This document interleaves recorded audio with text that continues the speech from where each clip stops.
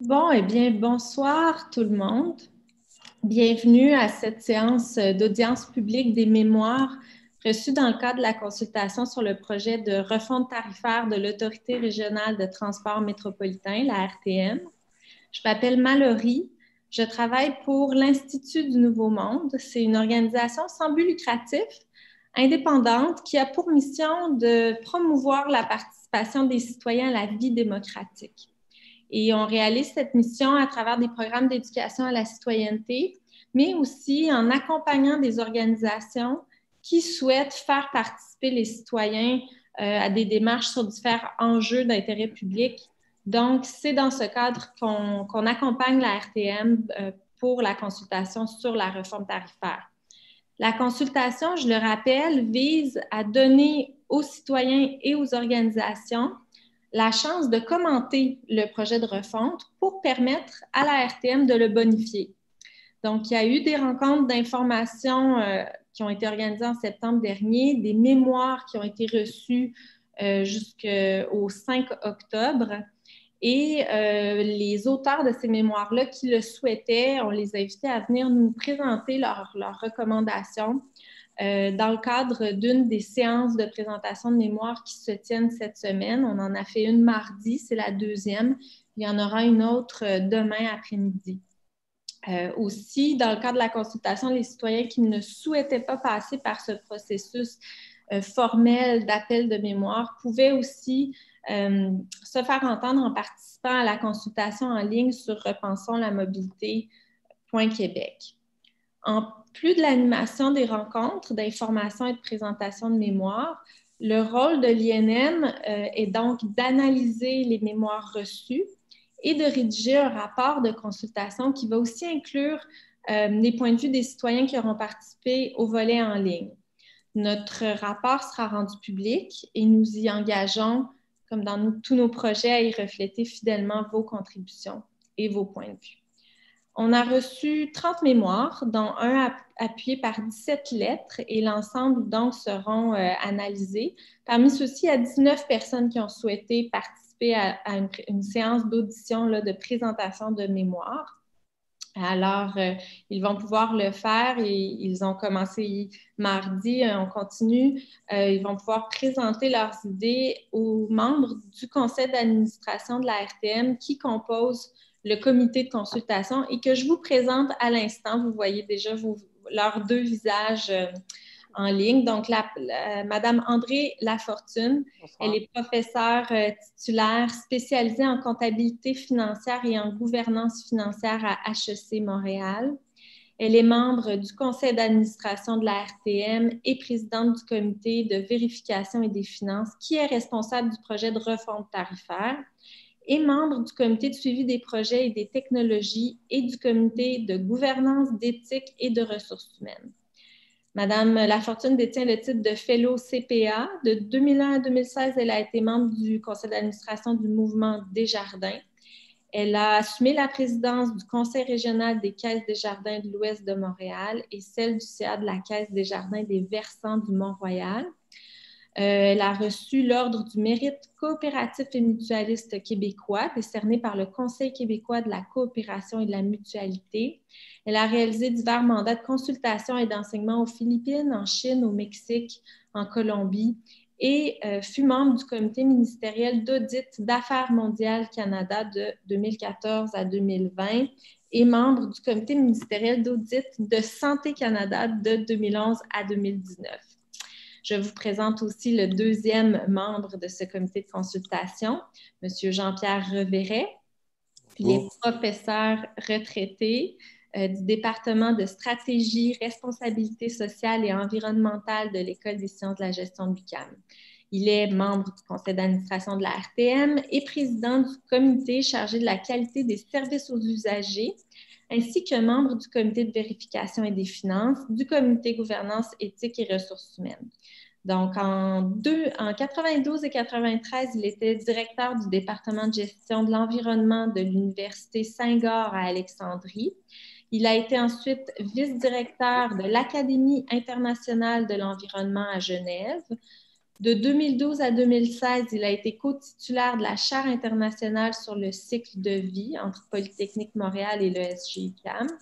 Il agit comme expert dans le domaine du développement durable et de l'évaluation environnementale et sociale, entre autres auprès de la Banque mondiale, de l'Agence canadienne de développement international, de la Ville de Montréal et de plusieurs ministères du Québec et du Canada. De 2009 à 2012, il a en particulier agi comme expert externe pour le ministère des Ressources naturelles et de la Faune, pour l'évaluation environnementale stratégique de l'exploration et de l'exploitation des hydrocarbures dans le golfe du Saint-Laurent.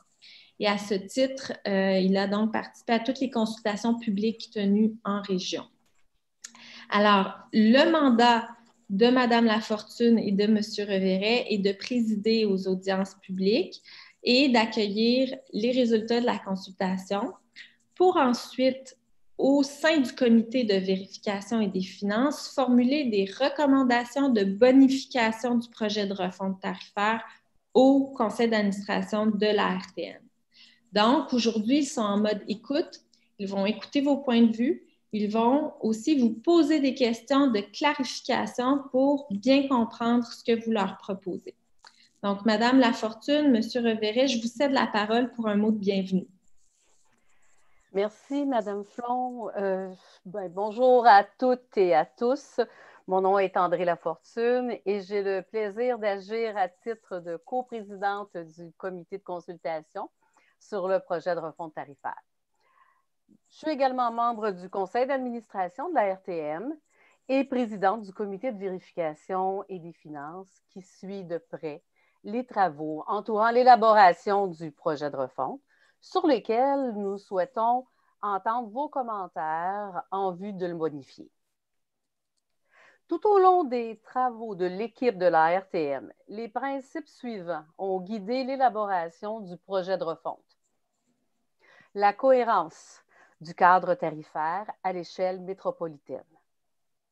La simplicité d'utilisation et de compréhension de la tarification. L'accessibilité tarifaire. La résilience du cadre tarifaire, sa souplesse. La capacité d'arrimage de la tarification avec les autres services de mobilité. Et finalement, point très important, nous voulions que le projet de refonte soit financièrement responsable. En d'autres mots, notre proposition de refonte est à coût nul pour l'ensemble des différents contributeurs au financement du transport collectif. Je suis donc enchantée de pouvoir entendre votre opinion sur la proposition de la RTM et je suis convaincue que l'apport des organismes et des citoyens de la région nous permettra de proposer une refonte tarifaire en adéquation avec les attentes exprimées. Comme le disait Mme Flon un peu plus tôt, nous nous engageons à tenir cet exercice en toute transparence et à diffuser le rapport de consultation publique qui dégagera les grands constats de l'exercice qui est en cours. Finalement, bien que la consultation porte spécifiquement sur le cadre tarifaire, nous prenons également acte de vos commentaires sur le sujet de la tarification sociale en vue d'une discussion publique plus large que la RTM tiendra en 2021. C'est donc un plaisir d'être avec vous ce soir pour vous écouter, pour entendre vos réflexions et je vous souhaite une bonne soirée. Monsieur Reveret, Jean-Pierre? Merci André. Merci André. Bonsoir à toutes et à tous. Alors, c'est aussi un plaisir d'agir à titre de coprésident du comité de consultation aux côtés de Madame Lafortune, André Lafortune, et d'avoir l'occasion d'entendre vos opinions dans le cadre de cet important exercice démocratique dans lequel nous souhaitons placer les citoyens et la société civile au cœur de la réflexion. Les audiences publiques que nous tenons sont le point culminant de plusieurs mois d'échanges, de sondages avec les citoyens, d'activités de participation publique qui nous ont permis de mettre sur la table la proposition de refonte tarifaire dont vous avez pris connaissance au cours des dernières semaines. Alors, la mise en œuvre de cette refonte tarifaire, c'est un des projets phares de la RTM au bénéfice des usagers. La tarification du transport collectif, en effet, est un des facteurs qui influence le choix des citoyens dans leurs déplacements. Bien adaptée, elle peut renforcer l'attractivité du transport collectif, lui assurer un financement adéquat, mais aussi elle peut contribuer à l'amélioration, au développement de la qualité des services. Le 3 septembre dernier, nous avons invité la population à s'informer sur le projet de refonte tarifaire et à participer en grand nombre à la consultation publique. Et je dirais à notre grande satisfaction, vous avez répondu présent. Alors, allons-y. Je vous souhaite une très bonne audience publique à toutes et à tous. Merci. Merci à vous deux. Alors, j'enchaîne avec quelques consignes pour le bon déroulement de la séance.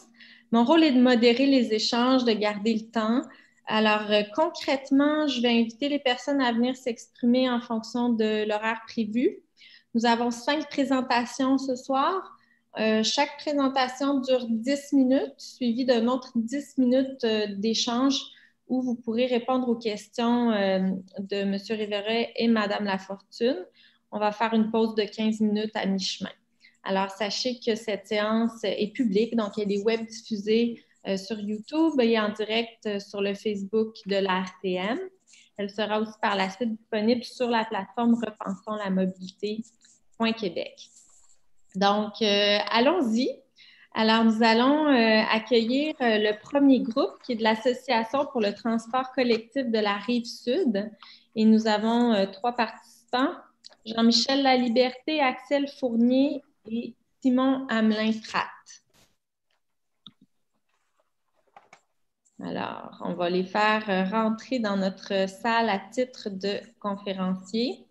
Il y a toujours un petit délai, là, le temps que les personnes apparaissent et puissent activer leur micro.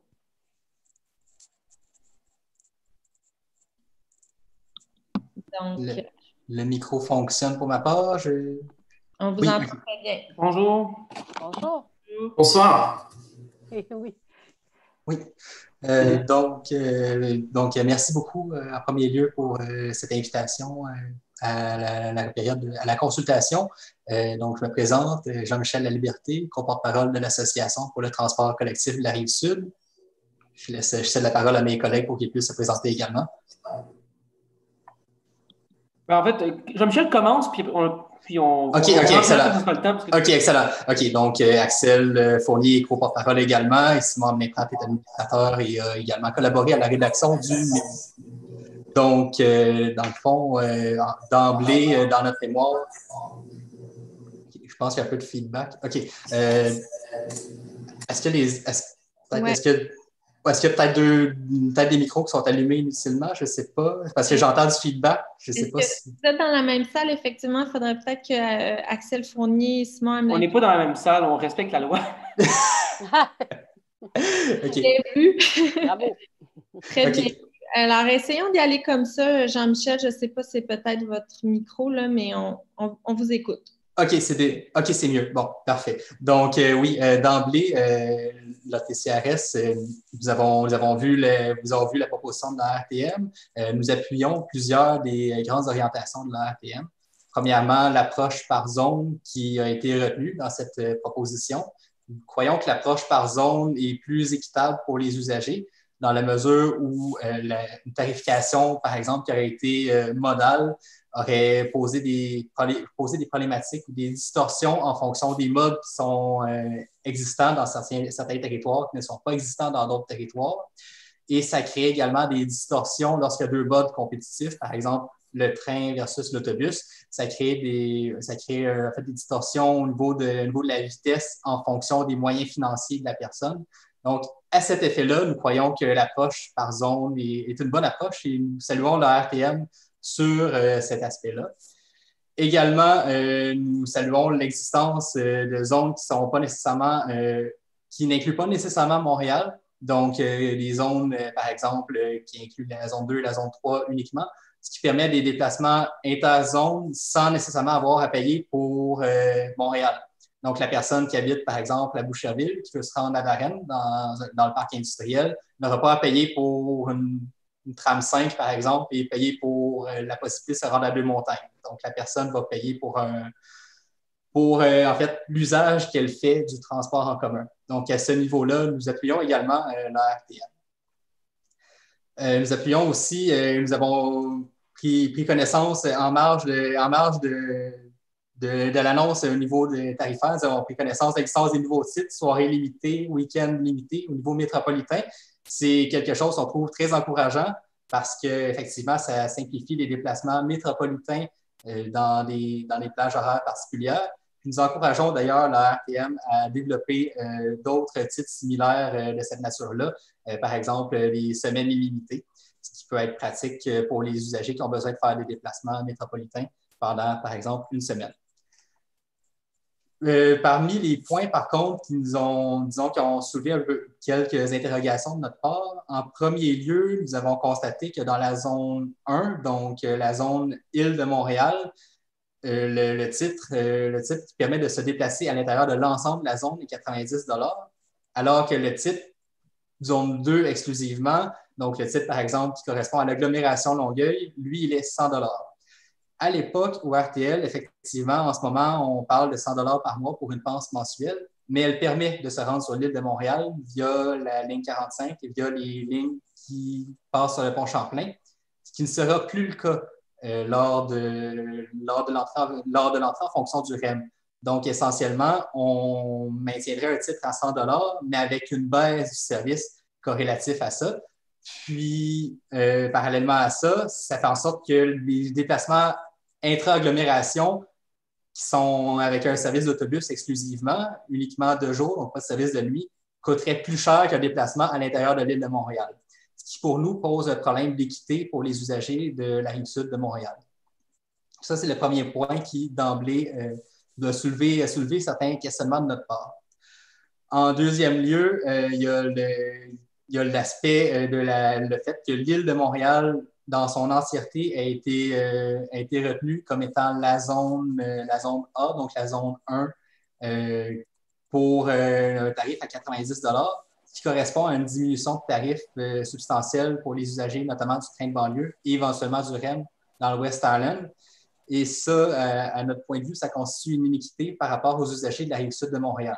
Parce que, en fonction du kilométrage, l'usager qui part, par exemple, du Vieux-Longueuil ou qui part même de Saint-Lambert, par exemple, et qui se rend au centre-ville, fait un kilométrage largement moindre que l'usager qui part de Kirkland et qui se rend au centre-ville de Montréal. Mais cette personne-là paie davantage. Donc, c'est à ce niveau-là, nous avons... On voit la distance parcourue en fonction effectivement, secteur du domicile. Donc, à ce niveau-là, on voit une forme d'inéquité, en fait, c'est-à-dire que les zones ne représentent pas de manière approximative la distance parcourue. Elles sont davantage posées en fonction de frontières politiques, ce qui, de notre point de vue, est problématique. Ça peut même être problématique à l'extrémité ouest de l'île de Montréal, où est-ce qu'il y a des gens qui pourraient être portés de prendre le pont dans le but d'économiser substantiellement sur leurs tarifs, parce que le tarif dans l'extrémité de l'île, du moment qu'on sort de l'île, sera un tarif de zone C, donc un tarif quand même beaucoup plus élevé que le 90 $ sur l'île de Montréal. Donc, à ce niveau-là, c'est beaucoup plus, disons, plus problématique à notre égard. Donc, Axel, est-ce que je te laisse enchaîner sur... Oui. Mais en fait, il y a un autre élément qui est important, c'est le choc tarifaire que va entraîner le REM sur la Rive-Sud. Puis, comprenons-nous bien, là, on n'est pas contre le fait qu'il y ait une augmentation de tarifs due à l'arrivée du REM. C'est une situation inévitable. Il y a des nouveaux coûts. Il faut financer cette nouvelle infrastructure-là. C'est davantage de services pour les citoyens. On appuie le fait qu'il y ait une certaine augmentation de tarifs. Ce qu'on n'appuie pas, c'est deux choses. Premièrement, l'ampleur du choc tarifaire que ça représente pour la Rive-Sud.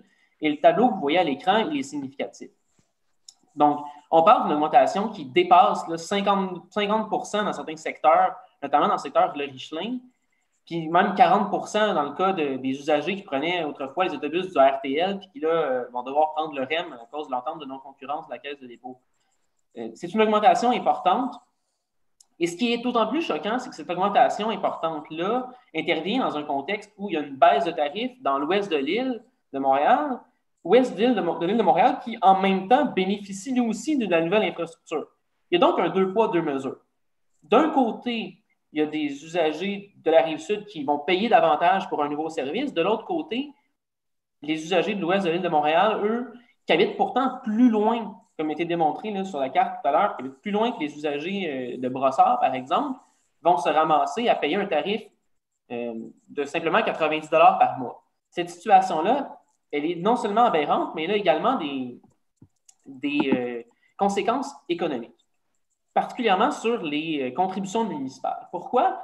Parce que les contributions municipales sont calculées en fonction de la proportion des usagers de chacune des municipalités qui utilisent un service ferroviaire. C'est ça que la politique de financement de la RTM a comme principe, et c'est un principe qui est issu même de la loi. Donc, on ne peut pas modifier ça. C'est une contrainte.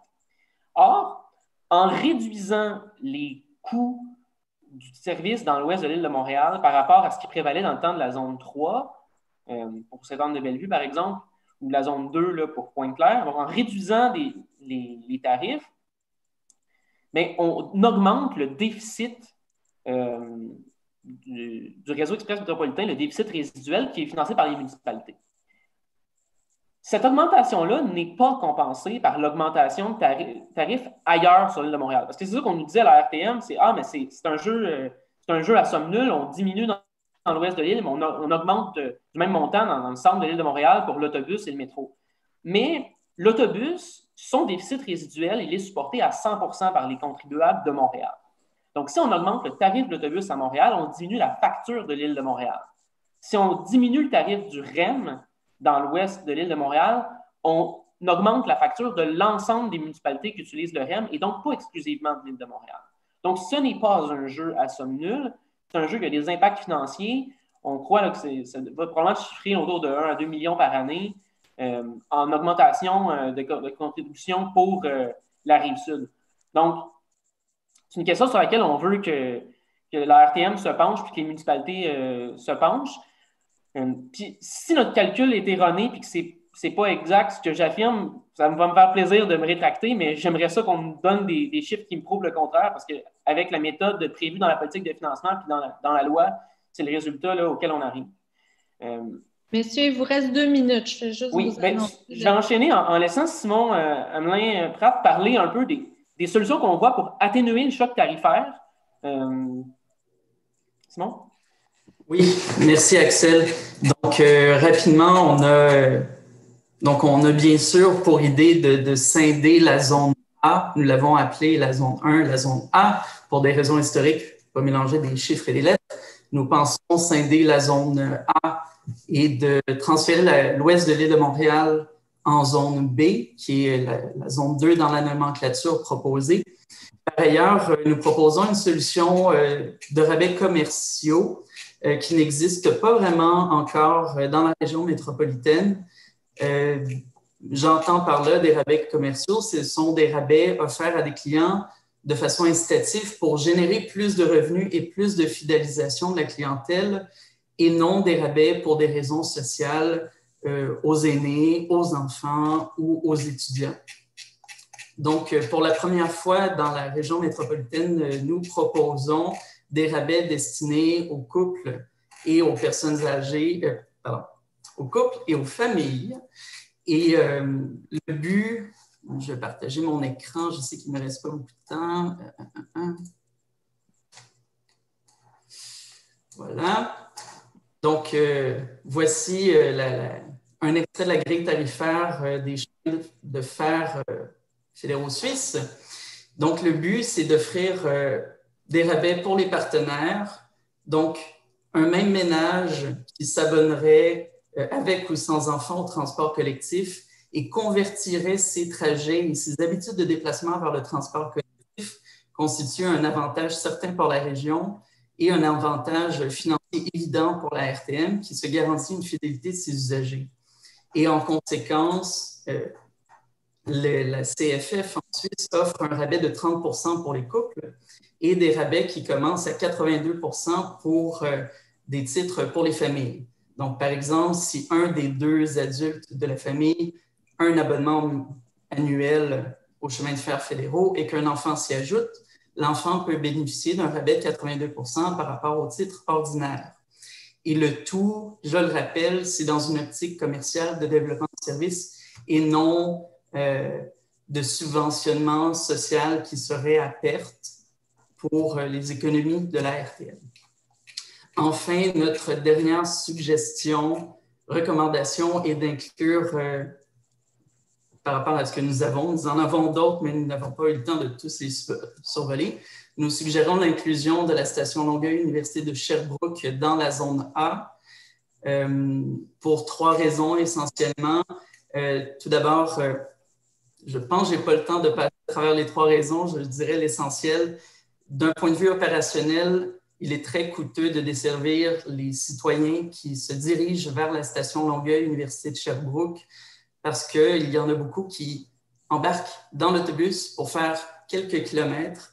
Il y a une densité résidentielle, commerciale extrêmement forte autour du terminus Longueuil, pas très loin aussi le centre commercial Place Longueuil, et il serait plus avantageux financièrement de récompenser ces citoyens, ces usagers des commodités riveraines du terminus Longueuil s'ils avaient accès à un titre zone A pour entrer et sortir du métro Longueuil, Université de Sherbrooke.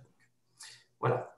Nous invitons bien sûr le conseil à nous poser plus amples questions. Merci à vous 3. Alors, allez-y. Je peux commencer, Jean-Pierre? Oui, bien sûr. Ben, merci pour cette présentation, pour avoir partagé vos réflexions avec nous. Je vais enchaîner avec les rabais commerciaux dont vous venez de parler, qui, bon, pour les couples, pour les familles. Je veux juste mieux comprendre comment vous intégrez ça avec la tarification sociale et aussi comment être équitable avec les personnes. On dit qu'il y a 40 % des gens qui sont seuls à leur adresse ou qui sont seuls dans leur logement. J'essaie juste de voir comment ça peut s'articuler là, dans votre vision, s'il vous plaît. Oui. Premièrement, oui. Je pense qu'il faut... On n'a peut-être pas brossé le contexte, mais dans le mémoire, on explique ça vraiment comme une mesure de mitigation par rapport à l'augmentation des tarifs au REM. C'est que si on a c'est vraiment dans ce cadre-là. J'ai lu de mémoire, là, mais après ça ne veut pas dire que la RTM ne pourra pas l'étendre si ça fonctionne bien, là, mais l'idée de base, c'est de voir ça comme une mesure de mitigation. C'est-à-dire qu'on a un couple qui, actuellement, paye 100 $ par mois. Une fois que la refonte tarifaire va entrer en vigueur, il va payer 140 $ par mois, ou 150, ou 140 ou 176 selon sa zone. Par titre, donc x2. En d'autres mots, il y a une augmentation là, pour le couple d'à peu près 80 $. C'est une par mois. Si on passe là, dans le cas de la zone de Brossard. Bon, c'est une grosse augmentation par mois pour un couple. Pour une personne seule, c'est une augmentation, oui, mais l'augmentation, il la paye une fois. À 2 augmentations là, de 80 de 40 $ par mois d'un côté, ça fait 80 $, l'automobile devient une alternative pas mal plus efficace sur le plan financier, puis le covoiturage du couple en question, ça devient plus intéressant, si c'est possible. Donc, si on veut être capable de lutter contre l'automobile, puis qu'on veut encourager les gens à prendre le transport collectif, il faut prévoir une diminution des coûts pour les gens dans leur famille choisissent d'avoir une auto de moins puis d'utiliser le transport en commun.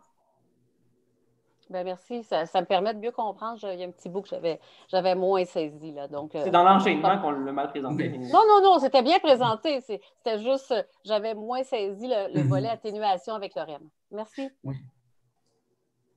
Je vais continuer, je vais revenir sur la question des augmentations de tarifs qui touchent de façon assez différenciée un certain nombre d'usagers de la rive sud. Et vous avez pointé quelques cas... le Richelin, vous l'avez bien montré. Hein. Vos commentaires ensuite pour aborder les solutions ont été comme plus généraux. J'aimerais que vous preniez le temps de partager avec nous comment vous avez réfléchi à la question de ces cas spécifiques qui pour certains, c'est des augmentations qui vont jusqu'à plus de 60%, 50%, etc. Quelle approche particulière vous prendriez ou vous avez réfléchi pour cette question-là? Je peux y répondre aussi. L'idée, c'est d'étaler dans le temps, mais c'est d'étaler dans le temps sur une longue période. Parce que c'est beau de vouloir dire on va augmenter on va étaler sur 2 ans, mais sur 2 ans, une augmentation de 50 $, ça fait quand même une augmentation de 25 $. c'est beaucoup. Donc, Oui, pour nous, oui.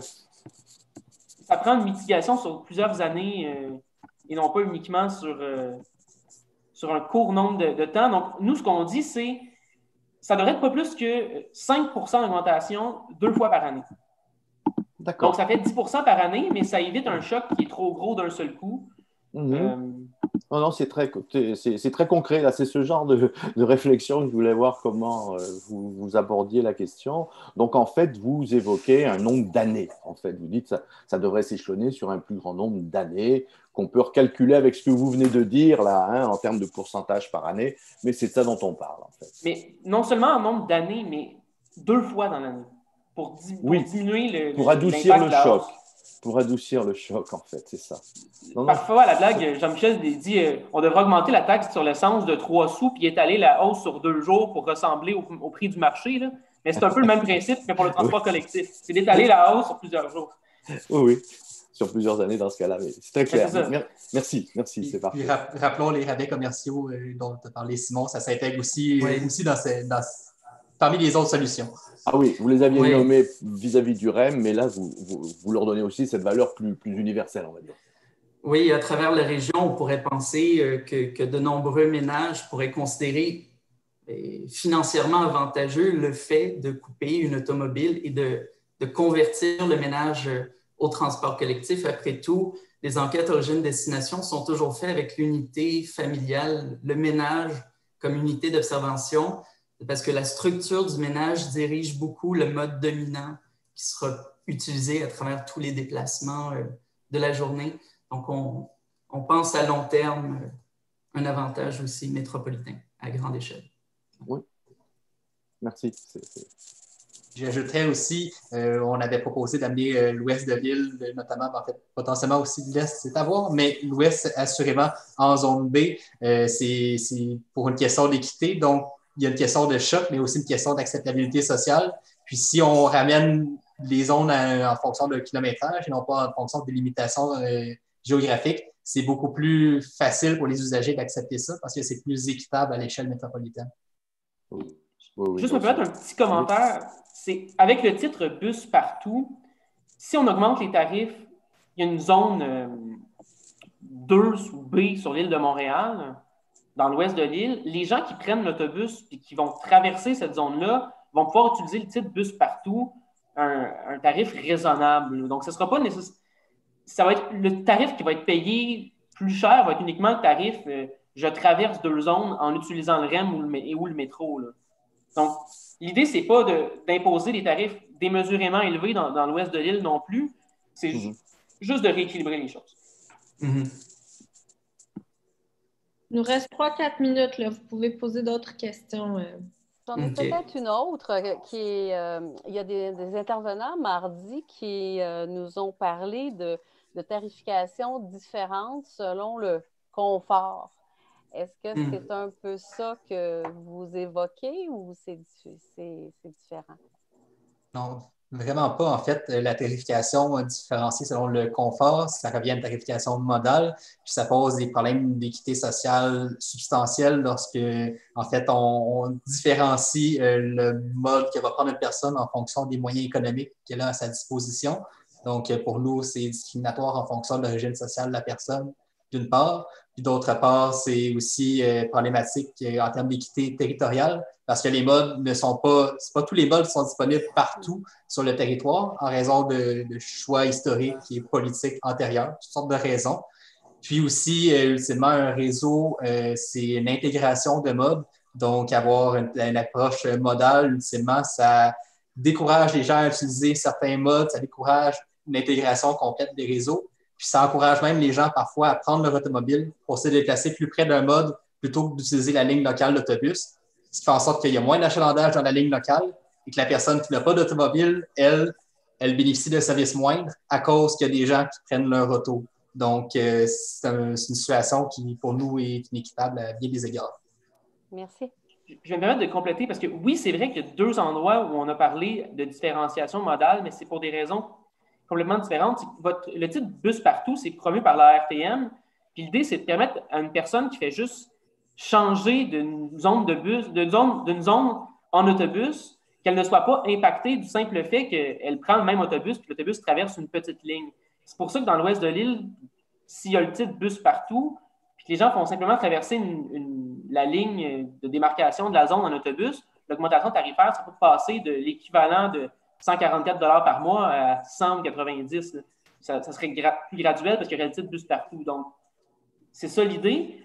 Puis, dans le cas de la ligne jaune, plus spécifiquement du métro Longueuil, oui, c'est vrai qu'on propose qu'il y ait une tarification différente à la station Longueuil versus Sherbrooke, mais ce n'est pas une tarification modale différente, c'est une tarification zonale. C'est qu'on veut que la station de métro soit en zone A, mais pas le terminus d'autobus qui, lui, resterait en zone B. Là. Bien comprendre. Mais ce n'est pas qu'on préconise un tarif différent pour le bus et le métro, c'est qu'on préconise que la station en elle-même soit incluse dans une autre zone pour éviter les problèmes que ça génère pour les gens de Montréal, par exemple, qui ont leur carte de métro, qui veulent revenir qui veulent revenir de Longueuil puis qui ne peuvent pas parce qu'ils sont trompés de station, par exemple, puis ils doivent sortir, racheter un billet. Ça crée beaucoup de problèmes de logistique, nous, on le constate. Là. Fait que ce serait plus simple si la station était dans la zone A. Merci. Ça marche, c'est le temps qu'on avait. Merci beaucoup, messieurs, d'avoir pris le temps de venir nous parler. C'est apprécié. Oui, Merci à vous bonne tous. soirée. Merci bonne soirée. beaucoup. Bonne Merci. soirée. Merci. On va accueillir le deuxième groupe qui est la Coalition Climat Montréal et GRAM. Et c'est M. Luc Gagnon qui va venir nous présenter son point de vue sur la refonte tarifaire.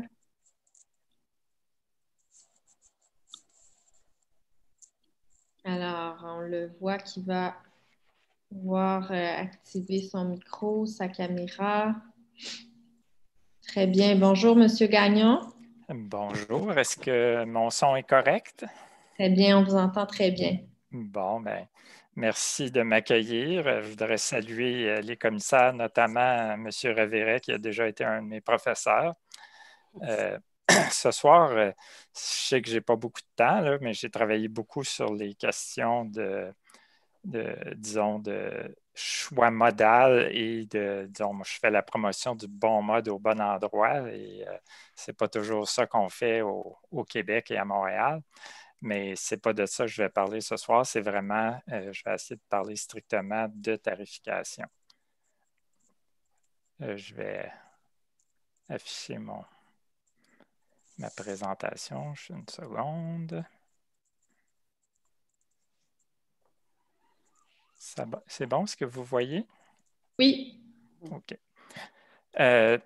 Bon, peut-être juste une petite introduction qui n'est pas vraiment si importante, mais quand même, je pense des fois, il faut ramener à certains enjeux, comme par exemple, on est souvent sollicité à savoir quels sont les impacts de la pandémie sur l'achalandage du transport en commun.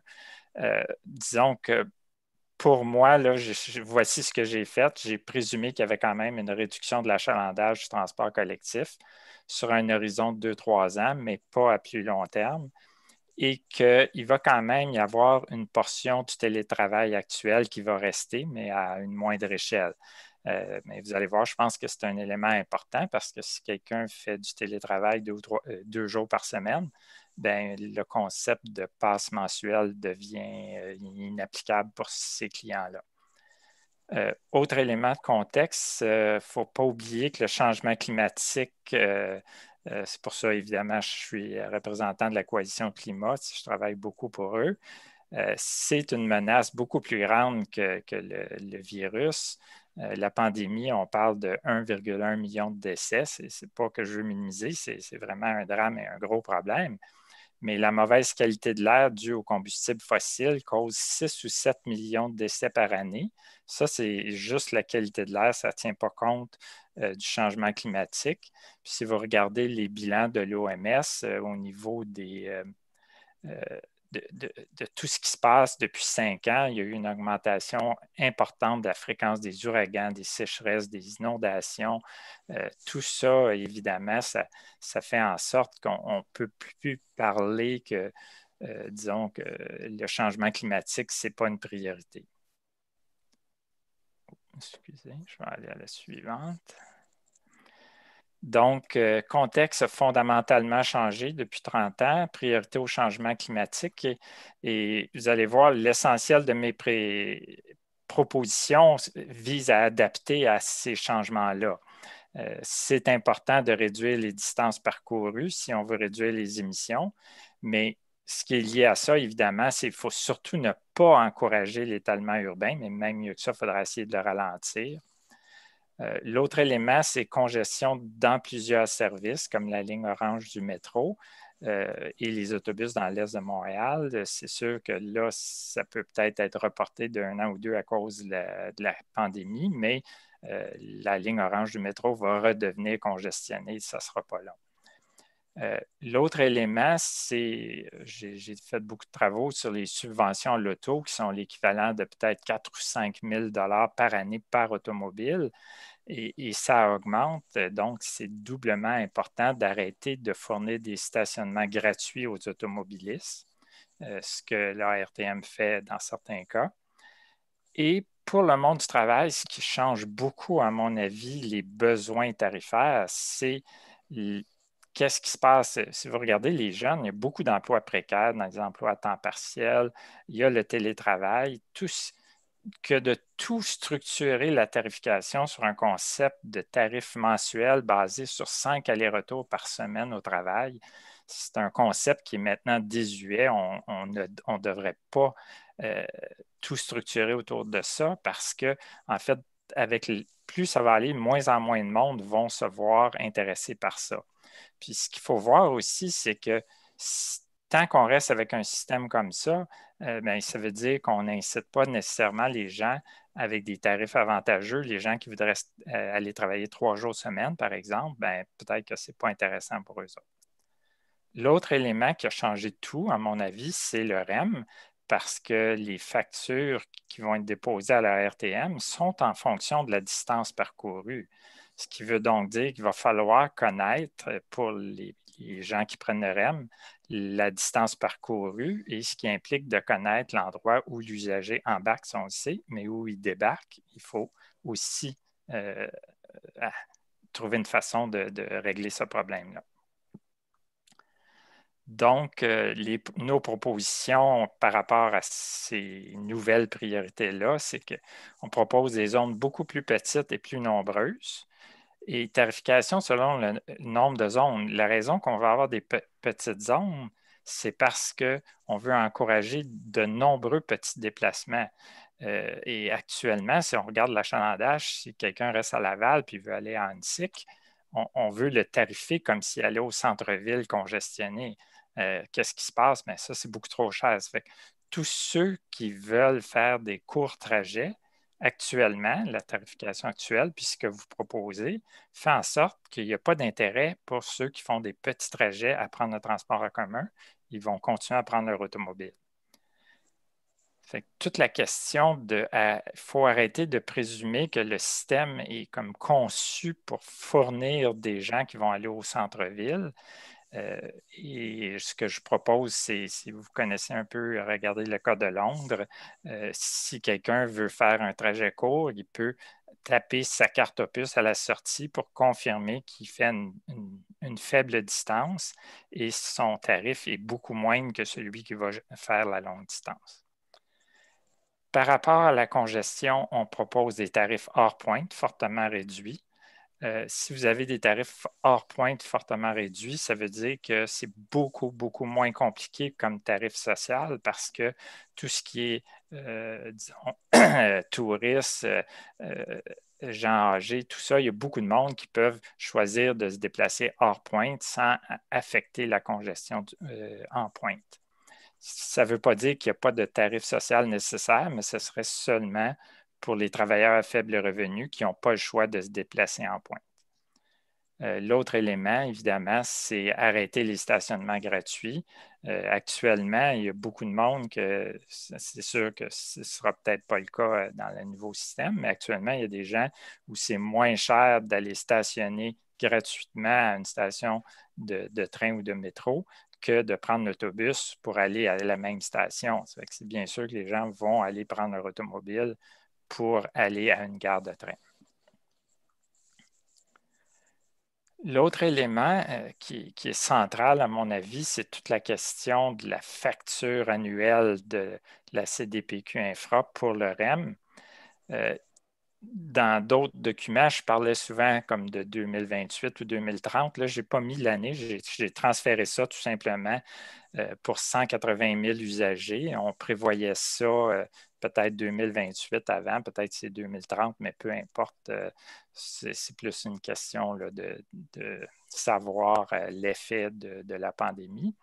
Mais si vous prenez les 180 000 usagers, puis ça, c'est pas compliqué, là, multiplié par la distance moyenne de 15 km, multiplié par 320 jours, multiplié par le tarif indexé qui va être, disons, 82 sous en 2025, ça donne 600 millions par année. C'est énorme. Et c'est sûr qu'il faut tenir compte que le REM remplace la train de montagne et les voies réservées du pont Champlain. Mais le total des dépenses pour ces deux lignes-là, c'était environ 100 millions. Ce qui veut donc dire que le REM cause à chaque année une facture nette additionnelle de 500 millions. Puis là, on pourrait aussi dire, bien, par contre, il faut tenir compte que les usagers du REM vont payer des tarifs, mais même pas par rapport à la situation actuelle, parce que 90% des futurs usagers du REM sont déjà des usagers qui payent des tarifs. Donc, on ne peut pas vraiment réduire le montant de 500 millions, ou presque. Là. Donc, le REM cause une hausse nette des dépenses annuelles de la RTM de 500 millions de dollars. Actuellement, il n'y a pas rien qui est budgété pour se dire d'où vient cet argent-là. Le Parti libéral l'avait promis de couvrir ces dépenses-là pendant 2 ans, mais là, non seulement ils ne sont plus là, mais qu'est-ce qui arrive après ces 2 années-là? C'est pour ça, juste quand même rappeler que les tarifs actuels payés par tous les usagers, ben, ça, je pense, c'est 850 millions. Ça donne une idée que si c'est les usagers qui doivent payer la hausse des dépenses causées par le REM, ben, ça serait une hausse spectaculaire des tarifs de l'ordre de peut-être 60 ou 70 c'est sûr que ça ne peut pas être ça. Mais ça va prendre peut-être un engagement du gouvernement de payer les 500 millions, mais ça non plus, on ne l'a pas. Fait que tout ça pour dire... M. Gagnon. Oui, tout ça, c'est mon image de conclusion. C'est pas juste moi qui dis la survie du système de transport collectif est menacée. Là. C'est pas, comment je pourrais dire, juste une opinion. Là. Il y a un groupe, une commission, la commission des transports de la CMM s'est réunie, a fait une analyse de tout ça. Ils n'ont pas voulu pointer juste le REM parce qu'il y a beaucoup d'autres problèmes aussi. Mais eux autres aussi, ils disent que la survie du système de transport collectif est menacée. Tout ça, je pense que la RTM a un rôle extrêmement important en sensibilisant la population et les instances politiques qu'on se dirige dans un mur sur le plan budgétaire et la façon de bien illustrer ça, c'est de présenter, dans le cadre de la refonte tarifaire, des prévisions budgétaires qui démontrent avec telle proposition tarifaire, voici les revenus tarifaires, voici les dépenses, voici les revenus des municipalités et voici le manque à gagner. C'est comme ça qu'on va réussir à sauver le système. Ce n'est pas en faisant semblant que le problème n'existe pas. Au contraire, je pense que la RTM a un rôle clé pour démontrer qu'il y a un grave problème et que ça veut dire qu'il faut absolument trouver des solutions à ce problème-là. Ça finit ma présentation, mais évidemment, il y a beaucoup d'autres choses à dire. Je suis disponible. Merci. Allez-y avec vos questions. Merci. Donc, je commence, André? Oui. Alors, Luc, avant de poser ma première question, je vais surtout dire ce que je ne vais pas poser comme question pour que ça ne crée pas de surprise. Je ne poserai pas de questions, on va voir, sur ce qui concerne les grands enjeux financiers qui viennent à plusieurs reprises dans la présentation. Non pas parce qu'il manque d'intérêt, je veux dire, c'est des questions certainement fondamentales, mais parce que, dans le fond, c'est des questions qui appartiennent beaucoup plus à une réflexion sur le cadre financier, le cadre de financement, plutôt que la structure elle-même qui est au cœur de la refonte tarifaire. Donc, je ne me sens pas ni légitime ni équipé pour aller sur ce terrain-là, Mais j'en prends note, oui, c'est clair. Hein. Alors, j'irai donc sur des questions qui seront beaucoup plus centrées sur des éléments de tarification, de principe aussi. Ma première question, ça serait la suivante. Dans le rapport lui-même, hein, dans le document lui-même, dans le mémoire, il y a une série de principes que tu as touchés en partie ici, mais qui sont bien structurés dans le rapport. Et en particulier, la question, là on est au cœur de ma question, de la définition de zones qui tiennent compte de la qualité du service. Et là, alors, dans le deuxième principe, on pose d'emblée dans ce principe-là que l'autobus est inconfortable. On dit un mode moins confortable comme l'autobus, etc. Et la question, c'est est-ce que vous pensez envisageable de faire évoluer cette réalité que plusieurs reconnaissent. Hein. Le bus il y a probablement des problèmes de confort, oui. Mais est-ce qu'on peut envisager de modifier ça, le faire changer, plutôt que d'accepter ou de maintenir l'autobus dans ce dans ce que les économistes appellent un bien inférieur. Hein. Donc, quelle est votre position sur cette question-là? Faire changer, garder l'autobus comme vous le qualifiez ou faire en sorte et tout ça bien sûr pour réfléchir sur sa tarification, on s'entend, mais en faire changer les caractéristiques. Quelle position vous auriez là-dessus? Bien, si vous avez suivi ce que je fais depuis des années, je propose de remplacer certaines grosses lignes d'autobus par des tramways, mais ça, c'est comme un autre enjeu, ce n'est pas une question de tarification. Non, c'est Mais ça, oui. la Oui. réalité actuelle, c'est pas que les autobus sont en soi inconfortables. Si vous allez dans l'est de Montréal, c'est que les autobus sont, à l'heure de pointe, sont chargés souvent à 120 de leur capacité théorique. Et ce sont ces gens-là qui font peut-être souvent comme 3 km en autobus dans des conditions affreuses. Et vous avez proposé un système tarifaire qui fait que ces gens-là vont payer le même montant que quelqu'un qui ferait 10 km confortable dans un métro ou 15 km confortable dans un train. Donc, la question de la distance et des zones est fondamentale. Si vous aimez mieux aller vers les modes, c'est peut-être une autre option, mais moi, ce que je propose, c'est peut-être une façon indirecte de tenir compte du mode, c'est que si quelqu'un fait 3 km dans un autobus bondé, il devrait avoir un tarif ridiculement bas parce que la qualité et le service et tout ça ne sont pas là. Et la seule façon, ou peut-être pas la seule façon, mais une façon simple de faire ça, c'est d'avoir de nombreuses petites zones, de sorte que les gens qui font des courts trajets, systématiquement, en autobus ou autre, paient beaucoup moins cher que ceux qui font des longs trajets. Puis ça, je pense que je l'explique un peu dans le mémoire. On a un problème ici en termes de représentation parce que tous ceux qui ont une auto puis qui pourraient remplacer leur trajet de 3 km en auto par le transport en commun, bien, ils ne sont pas dans le système actuellement, puis ils ne feront pas de revendication parce que faire 3 km actuellement en transport en commun bondé, c'est souvent très inconfortable et souvent très cher. Quelqu'un à Laval qui veut aller à Huntsic paye le même prix comme s'il était sur une tram 2 qui faisait une longue distance pour aller au centre-ville. C'est complètement absurde. Puis on a fait en sorte, on a mis en place un système où les gens qui auraient eu beaucoup de petits déplacements à faire en transport en commun ne les font pas, les font en automobile.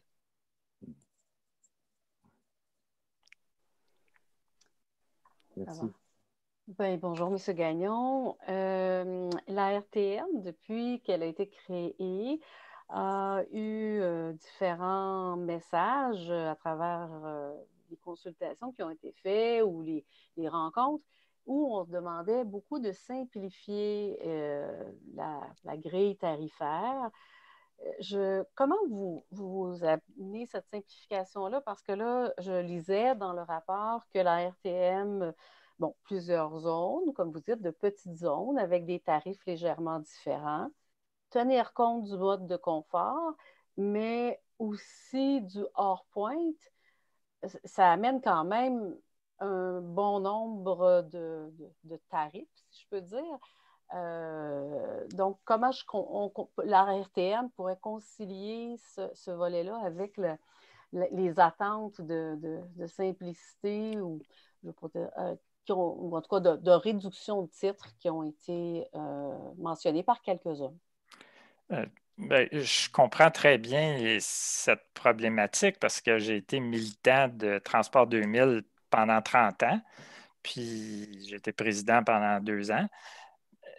Puis il y a 30 ans, à Transport 2000, on demandait une simplification du système et surtout l'arrêt de la double tarification. Ce qu'il faut faire attention ici, ne pas confondre complexité et double tarification. Ce qui était l'élément comme absurde de tout le système avant, c'était la double tarification, on payait à STL, STM, etc. Là, regardez comme fou, ce que je propose, c'est pas compliqué du tout. C'est très, très simple. C'est juste que quand vous avez un tableau, bien, si vous avez un tableau qui dit si vous faites une zone, vous avez un montant payé, puis si vous faites 2 zones, 2 fois plus, puis 3 zones, vous faites 3 fois plus, puis 4 zones, 4 fois plus. Ça peut être aussi simple que ça. Puis la tarification hors pointe, c'est beaucoup, beaucoup plus simple que toutes les situations actuelles avec des exceptions pour les étudiants, les aînés, tout ça, là. La tarification pointe hors pointe, c'est plus simple que le système actuel. Ça, en tout cas, ça, j'en suis convaincu. Puis le fait d'avoir plusieurs zones, ça peut être très, très simple. Regardez encore le cas de Londres. Londres, c'est un très bon... Bien, disons, il ne faut pas trop regarder Londres parce qu'évidemment, c'est cher. Mais si on fait en sorte que c'est moins cher que Londres, mais qu'on a une approche comme Londres qui est proportionnelle à la distance, où quand on rentre, on paye, quand on sort, on tape notre carte quand on n'est pas au centre-ville. Donc, il y a une reconnaissance des trajets courts.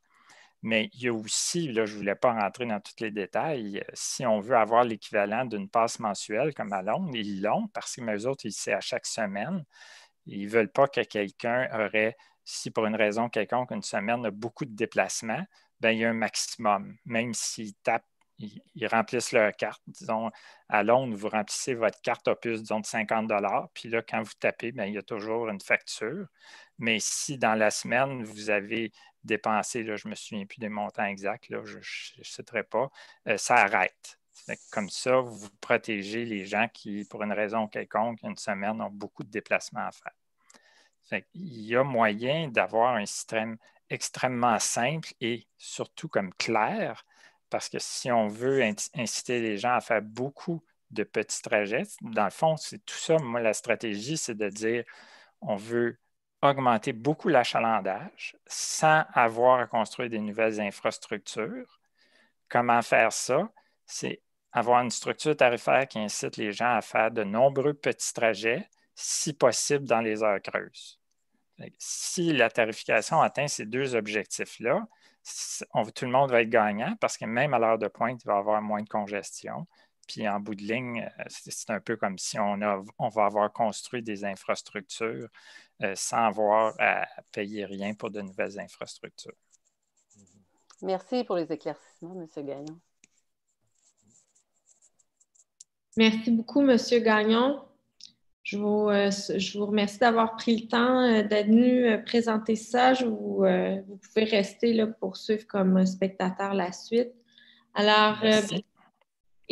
Bonne soirée. Merci, bonne soirée. Je vous propose que l'on prenne une pause. Donc, on va prendre une pause de 20 minutes. On va recommencer à 20h20 avec le prochain groupe qui est le Comité des parents des écoles de Montréal. Donc, à tout de suite. Bienvenue tout le monde. Alors, on va se préparer à accueillir le 3e groupe du programme de la soirée. Peut-être que ma collègue Jessica, tu peux déjà le faire entrer. Il s'agit de Marc-Étienne Deslauriers qui va venir nous présenter le mémoire du comité de parents des écoles de Montréal. Bonjour. Bonsoir, bonsoir. On Bonsoir. vous entend bien. Très, très bien. Bon, tant mieux. Alors, mesdames, messieurs, bonsoir. D'abord, je vous remercie de nous accueillir. Je dis nous, vous comprenez que je suis seul, je n'ai pas de collègues avec moi, mais je suis le président du comité de parents des écoles de Montréal. Donc, pour expliquer brièvement, le comité de parents, c'est une institution, une instance qui est prévue par la loi sur l'instruction publique. Chaque école, en fait, les parents de chaque école élisent une personne pour les représenter au sein du comité de parents. Et donc, chaque école qui est desservie par le centre de services scolaires, qu'on appelait avant les commissions scolaires, puis que j'ai encore beaucoup de difficultés à pu utiliser ce terme-là. On vient de vivre un changement de gouvernance scolaire.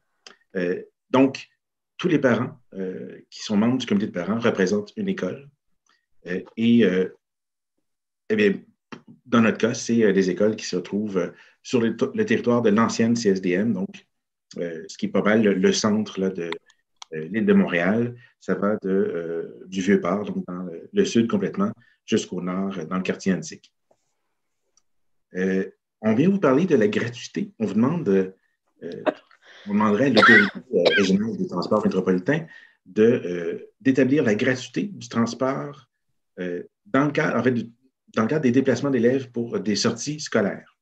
Donc, on s'est concentré sur ce simple sujet-là parce que la situation a changé depuis quelques années. Vous avez sûrement entendu parler. En 2016, il y a eu le dépôt d'un recours collectif par des parents, d'abord, si je me rappelle bien, de la région du Saguenay, parce que à la grandeur du Québec, il y avait une espèce de perte de contrôle sur le coût des différentes activités et du matériel qui était demandé aux parents pour les élèves. Donc, recours collectif qui a été posé en 2016. En 2018, il y a eu une entente à l'amiable qui a mis fin donc au recours et qui a amené le gouvernement à réviser sa façon d'appliquer la loi. Parce que dans la loi sur l'instruction publique, à l'article 3, on dit bien que les services scolaires doivent être gratuits. Pour le principe, la seule chose qu'on demande aux parents de payer, c'est soit ce qui sort du contexte scolaire, donc soit les activités parascolaires, les sorties qui ne sont pas considérées comme éducatives, des choses comme ça, ou le matériel qui est utilisé et qui est, je veux dire, entre guillemets, détruit par les enfants, donc les crayons qu'on use, le papier qu'on utilise. Ce matériel-là peut être payé par les parents. Mais le reste, c'est un principe de base pour le système scolaire québécois depuis, je pense bien, les années 70-60. C'est la gratuité qui est demandée. Alors, comme les commissions scolaires n'ont pas appliqué ces règles-là de la même façon partout, tout le temps, c'est ça qui a amené donc, le recours collectif et éventuellement l'entente à l'amiable. Et donc, le gouvernement s'est positionné pour réviser sa façon de le faire comprendre. Il a donc, d'une part, établi une nouvelle directive ministérielle qui précisait certaines mesures, qui précisait, dans le fond, la portée des articles qui concernent le matériel scolaire payé par les parents. Et par la suite, changement de gouvernement, nouvelle stratégie, il y a un projet de loi qui a été déposé, le projet de loi numéro 12, où là, on venait recentrer la portée de la gratuité scolaire. Et là, bon, je me permets un aparté pour dire que le travail qui a été fait par le gouvernement a ouvert la porte à diminuer la gratuité scolaire, mais on va laisser ça de côté parce que ce n'est pas l'objet de ce soir, parce que là où le gouvernement est intervenu, et je pense qu'il a fait la bonne chose, c'est de considérer que les sorties culturelles, les activités éducatives étaient essentielles et faisaient partie du parcours scolaire normal qu'on veut proposer à nos enfants, aux élèves. Et donc, à la fois en campagne électorale, à la fois quand c'était le gouvernement libéral qui était au pouvoir, quand c'est devenu le gouvernement de la CAQ, il a été établi une espèce de principe de base pour dire que tous les élèves pourraient profiter à chaque année au minimum de 2 sorties scolaires, 2 sorties soit culturelles, soit éducatives. Donc, dans le culturel, on inclut aussi la culture scientifique. On ne fait pas de différence, dans le fond, sur l'expérience. L'idée, c'est est-ce que c'est quelque chose qui peut être soit utile à l'enseignement, soit qui permet aux enfants de découvrir quelque chose. Donc, la sortie éducative, essentiellement, ça permet aux enfants de faire des découvertes. Et donc, ce principe-là qui a été établi, on considère au comité de parents que ce n'est pas juste le gouvernement qui le fait, c'est la société québécoise. Et ça veut donc dire que toutes les parties prenantes de la société doivent contribuer, doivent participer de ces efforts-là. Et on considère donc que la gratuité pour la scolarité, ça devrait être la même chose pour les activités éducatives. Et donc, le soutien qu'on demande à l'autorité régionale du transport métropolitain, c'est d'établir la gratuité du transport pour les élèves qui se déplacent dans le cadre de sorties culturelles ou de sorties scolaires. À notre sens, c'est une responsabilité qui est partagée. En fait, c'est une responsabilité qui est partagée parce que le fardeau peut être lourd. Et un des problèmes quand on mêle à l'éducation l'argent, ben, c'est qu'à ce moment-là, on commence à parler de l'accès à l'éducation ou de l'égalité des chances. Alors, on le sait, puis la recherche, de multiples façons, le démontre, quand on fait intervenir le paiement de quelque chose dans le cadre de l'éducation, particulièrement des enfants, ben, ça nuit à l'accès à ces activités-là, donc ça nuit à cette éducation-là, et même que ça peut nuire à l'atteinte des objectifs pédagogiques qui sont poursuivis. Donc, à chaque fois qu'on demande aux parents de débourser de l'argent pour une sortie, ben, d'une part, il y a des parents qui font malheureusement le choix de ne pas payer parce qu'en fait, ce n'est même pas un choix dans leur cas, ils ne sont pas capables de le payer. Et donc, l'enfant ne peut pas participer à l'activité, ne peut pas profiter de cet apprentissage-là. Puis, c'est une réalité qui se fait sentir de plus en plus parce que dans le défraiement des coûts, quand on prépare une activité, une sortie de classe, le transport occupe une place qui est toujours grandissante, qui est toujours plus importante et sur laquelle on n'a pas de contrôle parce que souvent, les centres de services scolaires, donc anciennement les commissions scolaires, ont des ententes avec certains fournisseurs.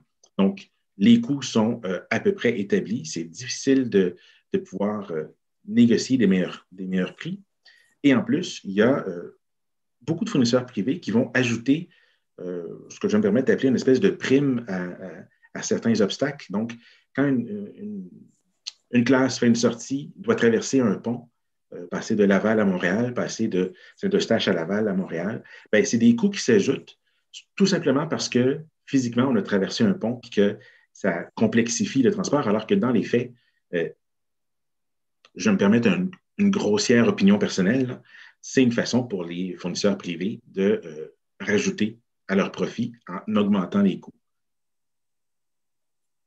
Et c'est pour ça que, si je reviens sur le principe de la consultation qui a maintenant lieu, donc l'idée des zones qui sont établies, l'idée de l'interzone aussi, ben, en établissant la gratuité pour le transport pour les sorties scolaires, on respecte quand même ce principe-là dans la mesure où ça permet de favoriser l'égalité des chances pour tout le monde. Donc, évidemment, la Ville de Montréal comporte un grand nombre d'institutions, soit culturelles, soit scientifiques, qui sont souvent des destinations pour les activités, les sorties scolaires. Ben, c'est clair que le mouvement va beaucoup être de l'extérieur de Montréal vers l'intérieur. C'est normal. En établissant la gratuité du transport à un endroit à Montréal où le transport est bien installé, bien, on va faciliter le déroulement et l'organisation de ces sorties-là. Donc, plutôt que de payer un autobus jaune et de devoir payer les primes parce qu'on a traversé 1, 2 ou 3 ponts, bien, on se rend jusqu'au métro, le plus proche. Et de ce métro-là, on se rend jusqu'à l'activité qui est choisie, que ce soit le biodôme, donc c'est l'espace pour la vie à côté du stade olympique, que ce soit le musée des beaux-arts au centre-ville. Il y a plusieurs endroits qui sont bien desservis par le métro. Et donc, il y a moyen de favoriser une espèce de polymodalité avec le mélange des moyens de transport qu'on peut utiliser. Il vous reste 1 minute environ. Très, très bien. Évidemment, on se permet de faire la demande parce que c'est toujours un peu lourd de dire on demande la gratuité. Et ce n'est pas parce que les parents ne veulent pas payer, on le dit, c'est parce qu'on considère que c'est une question d'égalité des chances, mais c'est aussi parce qu'on considère que ça correspond à la mission et aux mandats qui sont donnés à l'autorité régionale. Donc, promouvoir le transport collectif ben, avec une mesure structurante, puis là, je ne l'ai pas assez dit, là, mais pour nous, la gratuité, on la considère comme une mesure structurante. Ben, ça respecte tout à fait le mandat et les missions. Donc, faire la promotion du transport collectif à travers la gratuité, ben, c'est enseigner, par exemple, aux enfants à utiliser le transport en commun, d'avoir des habitudes, de développer sa connaissance du réseau de transport collectif et d'en faire des futurs usagers du transport en commun. De la même façon, si on veut développer des saines habitudes de lutte au changement climatique, question de développement durable, ben, c'est sûr que ça y contribue. Puis je dirais qu'à la fin, la gratuité ne va peut-être pas coûter si cher que ça, parce que utiliser les transports en commun, quand ce n'est pas à des périodes de grand usage, quand ce n'est pas les heures de pointe, ce qui est généralement le cas quand c'est une sortie scolaire, ben, on ne fait qu'utiliser le système qui est déjà en place et on optimise, dans le fond, les ressources qui sont là, tout en permettant aux enfants d'accéder à cette éducation-là, mais en plus, en prenant position en tant que société pour dire ben, l'éducation, c'est important, et c'est important même jusque dans notre transport. Tout le monde contribue à faciliter l'accès à l'éducation pour tous nos enfants. Et ce serait ma conclusion de mon 10 minutes. Merci beaucoup, M. Deslauriers. Je cède la parole pour leurs questions à M. Référé et Mme Lafortune. Avec plaisir. Merci. Je prends Vas-y, le relais. Jean-Pierre. Oui. C'est bon. Monsieur Deslauriers, je voudrais d'abord vous remercier d'avoir placé de façon si claire sur le plan pédagogique, d'une part, la question que vous soulevez, mais aussi sur son plan sociopolitique et même technique, je dirais. Donc, je pense que la question est bien placée. Alors, ce qui fait que je dirais que les questions, je n'ai pas nécessairement besoin d'éclaircissement sur ces éléments-là, je les trouve clairement posés. Cependant, c'est une réalité que vous connaissez mieux que quiconque, et il est difficile, comme observateur de cette situation, de savoir de quoi on parle. Au-delà du fait que ce sont des enfants qui vont aller quelque part gratuitement en métro, ça représente, avez-vous une idée de l'ampleur que ça représente? Parce que pour qu'une suite, disons, quelle qu'elle soit, mais soit donnée, soit pour analyser la question plus loin, il faut une meilleure information sur des chiffres, si je peux dire. Pas des chiffres monétaires nécessairement au départ, mais au moins combien d'écoles multipliées par combien d'élèves, par combien de sorties, pour se faire une idée de l'enveloppe dont on parle. Est-ce que c'est quelque chose que vous avez déjà en tête ou est-ce que c'est à venir? En fait, je dirais même au contraire, c'est quelque chose qu'on a décidé de pré-étudier parce que ça allait au-delà de nos compétences. On est resté au niveau du principe. Parce que c'est vrai que pour le mettre en place, c'est clair, il faut réfléchir au coût et donc à l'utilisation qu'on pourrait en faire. Et je dirais, en tant que parent, là, même si je pourrais faire ma recherche, mais je pense que de ce côté-là, les centres de services scolaires seraient vraiment mieux outillés que nous pour répondre à la question. Puis là, ben, avec le temps qu'on avait, je n'ai pas eu le temps d'aller chercher ces informations-là. Parce que nous, on le voyait pour une question de principe. Donc, puis je serais même prêt à dire que oui, ça va représenter des coûts, mais c'est des coûts qui, pour le principe, vont valoir la peine parce que, comme j'ai dit, on le voit comme une mesure structurante. Faire ce choix-là, je pense que ça apporterait des bénéfices qu'on ne peut pas prévoir à travers plusieurs années parce qu'on est en train d'établir que le transport collectif, c'est la façon de mettre en commun ce qu'on a pour, je reprends dans le fond le slogan de la consultation, pour le mieux-être collectif là, de nos collectivités, mais à travers, je dirais, le symbole de l'enfant qui va dans une sortie éducative. C'est très fort. Et on pense que le coût que ça peut représenter va être rendu au centuple par les effets que ça va avoir sur l'éducation de nos enfants et sur l'image qu'on donne du transport collectif en même temps. Mais je vais laisser la parole à ma collègue, mais je suis d'accord avec vous que les choses commencent par des principes, c'est bien ce que vous avez mis là sur pied, et ils ne peuvent être approfondis du point de vue de leur force, de leur pertinence, etc., qu'en y ajoutant malheureusement des coûts, des éléments plus concrets encore, mais je suis bien à l'aise avec ce que vous avez dit, à savoir qu'il faut commencer par des principes, voir si on s'entend là-dessus, c'est bien évident.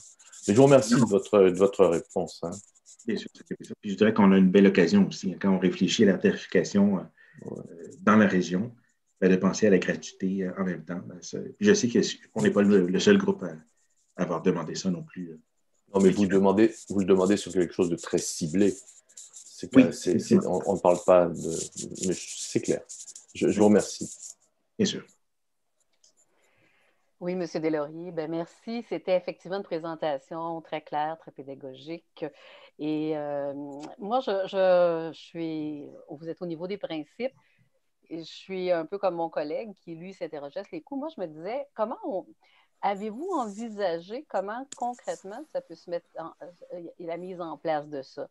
Est-ce que, parce que là, on dit que c'est les sorties scolaires, est-ce qu'un jeune qui prend le métro est en sortie parascolaire, sortie culturelle ou éducative, ou est-ce qu'il s'en va à l'école? Parce que ça aussi, aller à l'école, c'est essentiel. En tout cas, comme professeur, moi, je considère que c'est essentiel.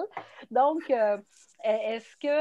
comment l'opérationnalisation de ça ou la mise en œuvre ou votre réflexion n'est pas allée à ce niveau-là? En fait, oui, mais ça ne s'est pas rendu dans notre mémoire. Mais oui, on y a pensé. En fait, on a pensé au fait que, là, je prends l'exemple de Montréal spécifiquement, là, pour la CSDM.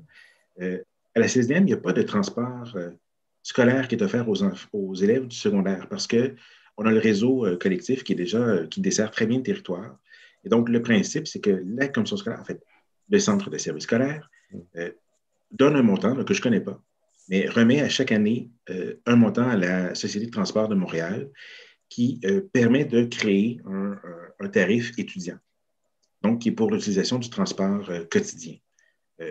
Je pense qu'on pourrait faire quelque chose d'équivalent, mais spécifiquement pour le transport des sorties éducatives. Donc, on pourrait demander aux commissions scolaires, pardon, au centre de service scolaire, encore une fois, ou éventuellement, en fait, au gouvernement, au ministère de l'Éducation, de financer ce transport-là, de financer cette gratuité-là.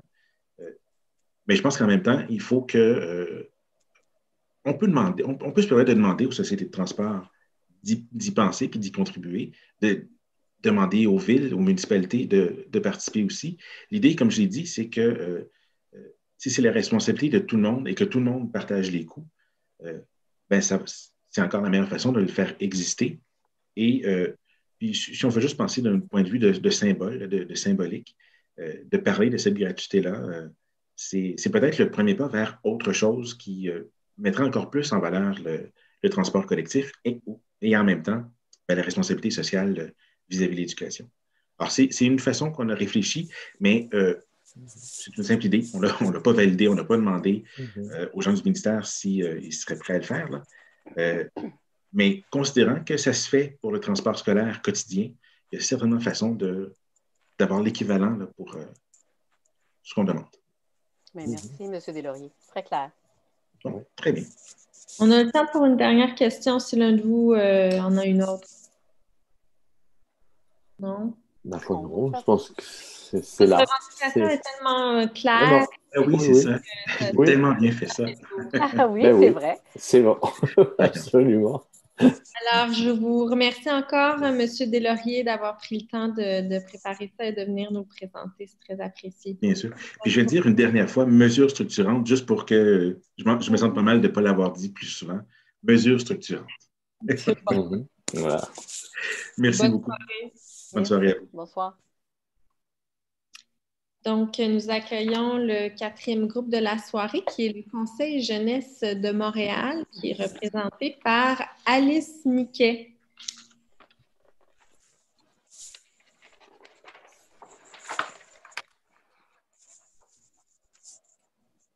Alors, bonsoir Alice, on vous voit bien, on ne vous entend pas encore. Voilà. Attendez. Oui, c'est bon? Oui, c'est bon, allez-y. Donc, c'est ça. C'est Alice Miquet, présidente du Conseil jeunesse de Montréal. Donc, dans ce jeu, le Conseil jeunesse, évidemment, remercie la RTM de soumettre son projet de refonte tarifaire à la consultation publique. Nous, au Conseil jeunesse de Montréal, on se sent interpellés par l'enjeu de la tarification et le transport en commun. Ça touche toutes les personnes de notre communauté, mais notamment... Je vous interromps, excusez-moi, Alice, Oui. on vous entend, mais Pas très bien. pas très bien. Je ne sais pas s'il y a possibilité d'augmenter votre son de votre micro. Si vous voyez qu'il y a quelque chose qui peut être fait, ça serait mieux, mais on vous entend. Et si je parle plus fort, c'est bon? C'est un peu mieux. Okay.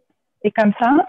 C'est les mouvements, en fait, je pense. Si vous avez des écouteurs, c'est peut-être les mouvements qui font des frottements sur le micro. OK, je vais le garder comme ça dans ma main. Oui, je pense que c'est bien. Merci.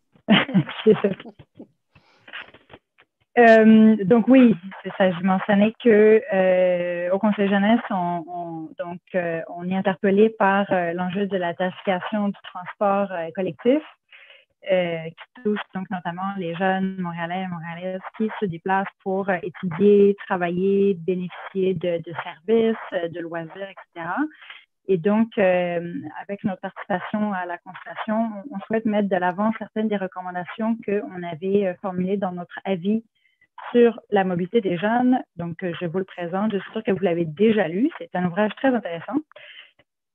Donc, c'est un avis sur la mobilité des jeunes montréalais et montréalaises de 17 à 30 ans qui a été adopté il y a presque 2 ans et qui comporte 16 recommandations à la Ville de Montréal et aux partenaires du transport collectif.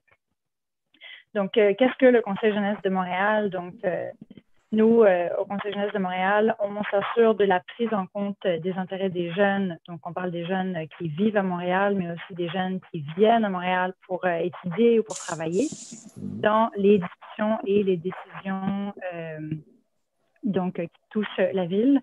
On est composé de 15 membres bénévoles de 16 à 30 ans et donc on s'assure aussi dans nos membres de représenter une certaine parité homme-femme et de refléter la diversité géographique, linguistique, culturelle et sociale de la jeunesse montréalaise. On existe depuis 2003 et notre mandat, c'est de conseiller les élus de la Ville de Montréal sur toutes sortes de sujets qui touchent la jeunesse. Donc, en 2018, on a travaillé pas mal toute l'année sur la vie, sur la mobilité des jeunes montréalais et montréalaises.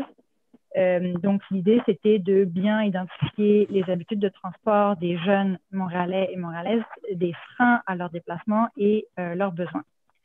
Donc, un des objectifs, c'est de permettre aux différents acteurs et actrices de la mobilité de porter une plus grande attention aux enjeux qui touchent les jeunes, donc comme la RTM. Et d'autre part, avec nos 16 recommandations, c'était aussi d'encourager les différents acteurs du transport à répondre aux besoins des jeunes. Donc, on a 16 recommandations, je ne vais pas toutes vous les énumérer. Donc, c'est quoi le lien entre les jeunes et la mobilité? Pourquoi c'est important pour les jeunes? La jeunesse se définit comme le passage de l'enfance à l'âge adulte, à l'autonomie personnelle, sociale et citoyenne. Donc, le début, en général, on fait ça à partir de 17 ans, lorsque la plupart des jeunes finissent l'école secondaire, font des choix académiques, professionnels, personnels qui vont aller vers leur autonomie. Donc, c'est une période aussi d'introduction à de nouveaux rôles sociaux. Et c'est un groupe qui est tout à fait hétérogène. Donc, on voit des jeunes qui habitent en milieu urbain, périurbain, qui sont au travail à temps plein, à temps partiel, qui sont aux études, qui sont à la maison, qui ont des revenus faibles, moyens aisés, qui vivent seuls en colocation, au domicile familial, etc. Donc, c'est des situations complètement différentes, parfois complexes et dont certaines qui ont certaines situations donc, qui peuvent réduire leur choix de vie et l'accès à la mobilité en fait partie, puisque la mobilité a un rôle crucial à jouer dans l'autonomisation en termes d'accès à l'éducation, au travail, à la santé, aux services, aux loisirs, etc. Et en ce qui concerne l'accès à la mobilité, il y a un certain nombre de freins aussi qui peuvent évidemment venir entraver la mobilité des jeunes, dont notamment le coût du transport collectif ou encore la desserte du transport sur le territoire. Notre avis se base sur différentes sources de données, évidemment des entrevues avec des professionnels, la fameuse enquête origine-destination que nous adorons tous, et un sondage en ligne qu'on a effectué auprès de 587 répondants jeunes.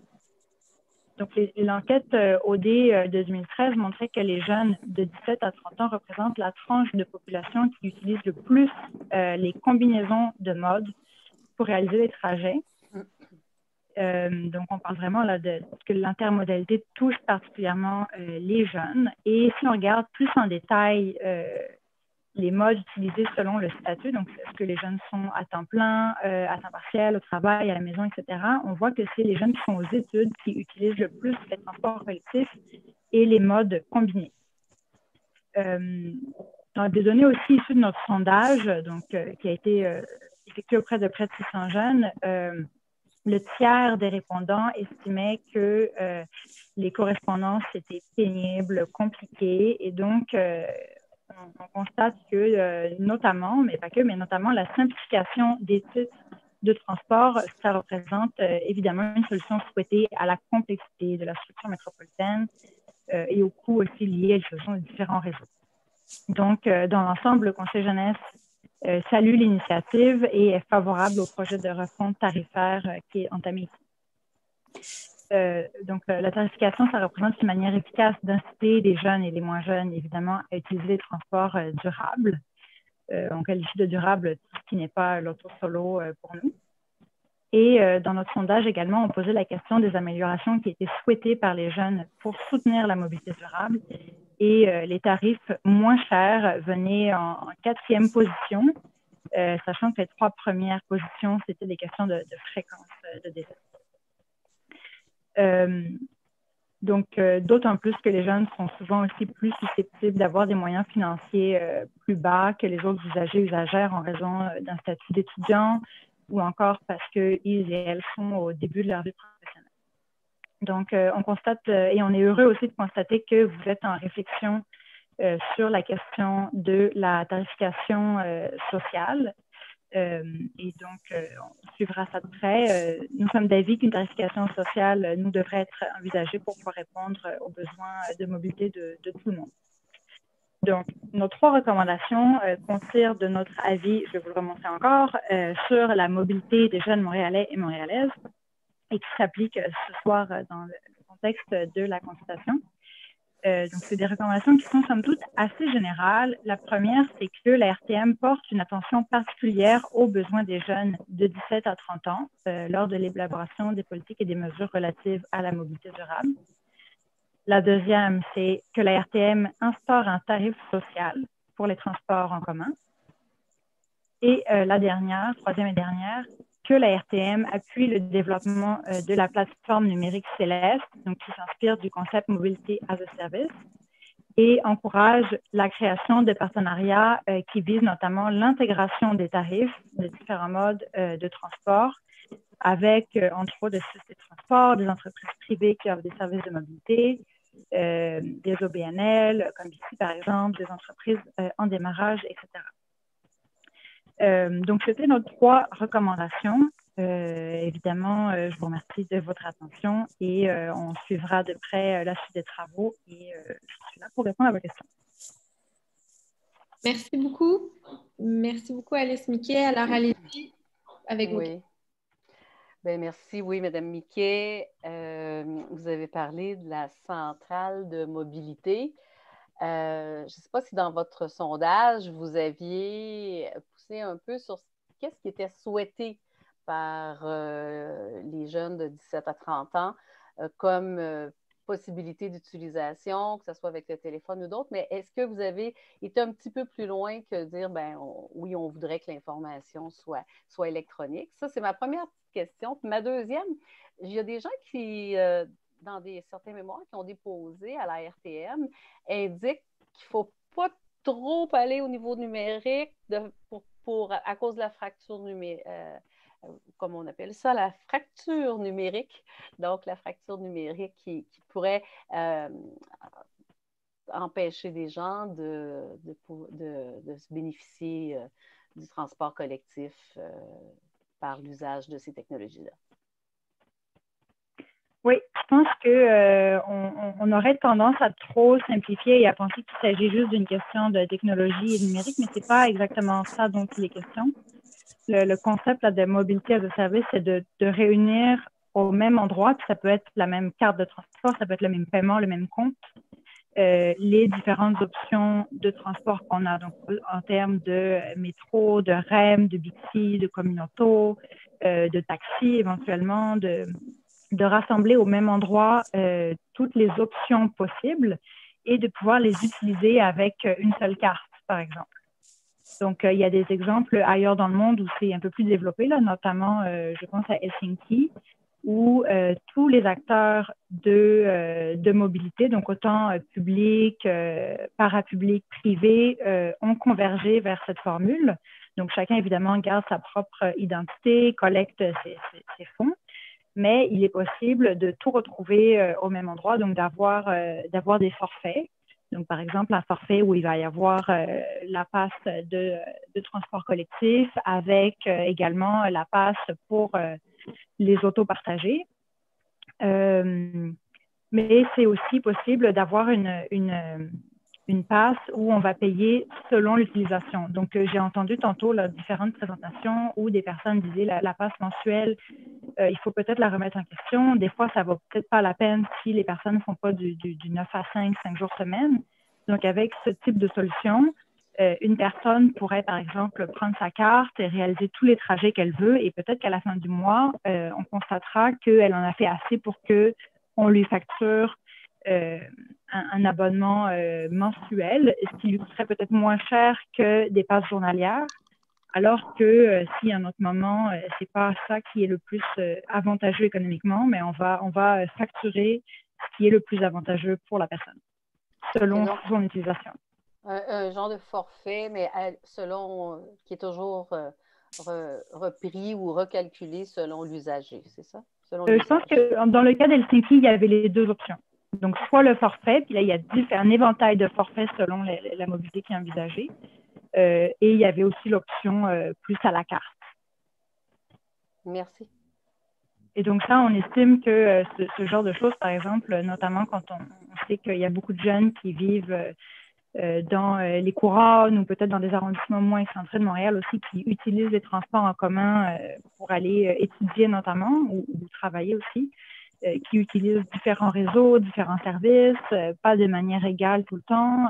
Ça peut venir simplifier les choses, autant d'un point de vue de l'accès, de la simplicité, de l'accès, mais aussi peut-être d'un point de vue tarifaire. Merci, c'est clair. Je vais continuer, si vous permettez. Je vais, pour ma part, revenir à la première des 3 recommandations que vous avez faites dans votre conclusion, puis dans votre mémoire aussi, où vous demandez à la RTM, et là je vais le lire exactement, de porter une attention particulière aux besoins des jeunes dans l'élaboration des politiques et de ce qui s'en vient, hein, si je dis ça plus généralement, pour en quelque sorte, les libérer, hein, parce que ça a été captif, et puis là, c'est très bien. Alors, maintenant, en me basant sur la richesse de la compréhension que vous avez de la situation des jeunes, que vous avez par l'étude que vous avez faite avec des questionnaires, etc., puisque vous faites là au cœur de cette association, de ce groupe, quelles seraient les améliorations, ça serait quoi de porter attention aux besoins des jeunes, selon vous, hein, et je voudrais que vous le fassiez avec une totale liberté, c'est-à-dire, ce n'est pas nécessairement de reciter les 4 points qui arrivaient en premier dans le questionnaire, je veux dire, c'est plus riche que ça. Alors, pour vous, ça serait quoi, bien faire, que la RTM fasse bien son travail de tenir compte des jeunes, c'est quoi? D'abord, je vous remercie de votre question. Ça me fait chaud au cœur de voir que vous souciez que la RTM réponde bien aux besoins des jeunes. Donc, quand on dit répondre aux besoins des jeunes, là, on parle de toutes sortes de besoins. Donc là, dans ce cas-ci, on parle notamment des enjeux financiers et économiques. Donc, les jeunes, souvent, c'est quand même dans la population les personnes qui ont moins de revenus, qui ont aussi peut-être plus d'engagement, qui vont jongler avec différentes réalités, là, par exemple, être aux études et avoir un emploi, donc ce genre de choses. Donc ça, c'est vraiment la question économique qui est un peu au cœur du débat ce soir. Il y a aussi la question de la desserte du territoire. Il y a la question de la fréquence aussi. Donc, je sais que c'est pas ça dont il est question ce soir, mais puisque vous posez la question, j'en profite. Oui. Par exemple, les jeunes peuvent souvent avoir des journées atypiques par rapport à des personnes qui vont au travail tous les jours 9 à 5. Donc, par exemple, justement, être aux études puis aller en cours. Des fois, ça va être des cours de soir, des fois la fin de semaine. Aller au travail peut-être avec des horaires, c'est ça, moins typiques, le soir, quand il n'y a plus forcément, il y a peut-être moins de transport, une moins grande fréquence, ou peut-être après aussi qu'il n'y ait plus de transport collectif qui circule. La fin de semaine également, souvent, c'est cité comme un enjeu pour les jeunes, autant qui travaillent, qui vont aux études, qui vont avoir accès à des services ou à des loisirs. La fréquence de la fin de semaine est souvent un enjeu qui est cité également. Je pense que c'est les grands points. Merci, c'est utile. Je vous encourage à lire et à relire notre avis pour davantage d'informations. Absolument, vous l'avez bien flashé. Madame Lafortune, avez-vous une autre question? Non, ça va, c'est très clair. Merci. Parfait. Donc, merci beaucoup, Alice Miquet, d'être venue nous présenter le point de vue des jeunes. C'est très apprécié. Oui, vraiment. Merci. Merci beaucoup. Merci. Bonne soirée. Bonne soirée. Très bien. Donc, on a un petit peu d'avance sur le programme, mais je vois qu'elle est dans la salle d'attente. Donc, on va pouvoir accueillir tout de suite la dernière personne qui vient nous rencontrer. Il s'agit d'Alary Marilou, qui est conseillère municipale à la ville de Saint-Bruno. Alors, bonjour. Bonjour, madame. Alors, c'est Alary, votre nom de famille? Oui, c'est ça. Mon prénom, c'est Marilou. Alors, merci d'être là. Allez-y, je vous laisse la parole. D'accord. Bien, tout d'abord, je vous remercie de l'invitation, en fait, de nous permettre de nous exprimer. C'est très apprécié. J'ai beaucoup aussi apprécié entendre les interventions précédentes. J'ai trouvé toutes les interventions très, très intéressantes. De mon côté, ce sera un petit peu plus micro comme intervention. Donc, effectivement, je suis conseillère municipale à la ville de Saint-Bruno de Montarville, sur la rive sud de Montréal. Je suis également administratrice au réseau de transport de Longueuil, donc sur le conseil d'administration. Mais le mémoire que j'ai déposé, je l'ai déposé en mon nom, en celui de conseillère municipale. Mais j'ai une résolution du conseil municipal de la ville de Saint-Bruno qui appuie le dépôt de ce mémoire. Alors, ce n'est pas que mon intervention, mais on peut aussi dire que c'est celle de la ville de Saint-Bruno. Alors, je vais tenter un partage d'écran ici.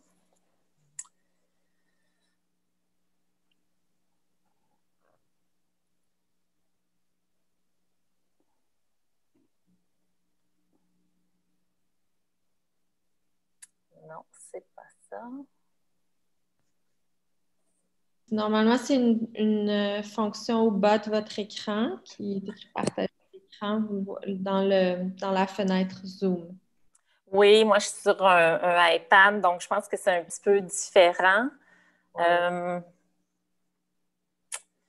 J'aimerais bien pouvoir partager ce que j'ai présenté, ce que j'ai préparé. C'est un PowerPoint, mais je ne veux pas vous perdre non plus.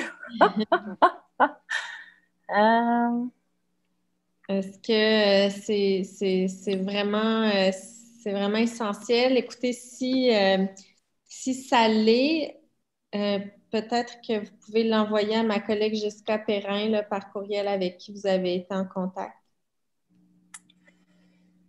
J'aimerais bien pouvoir... on ne me donne pas de...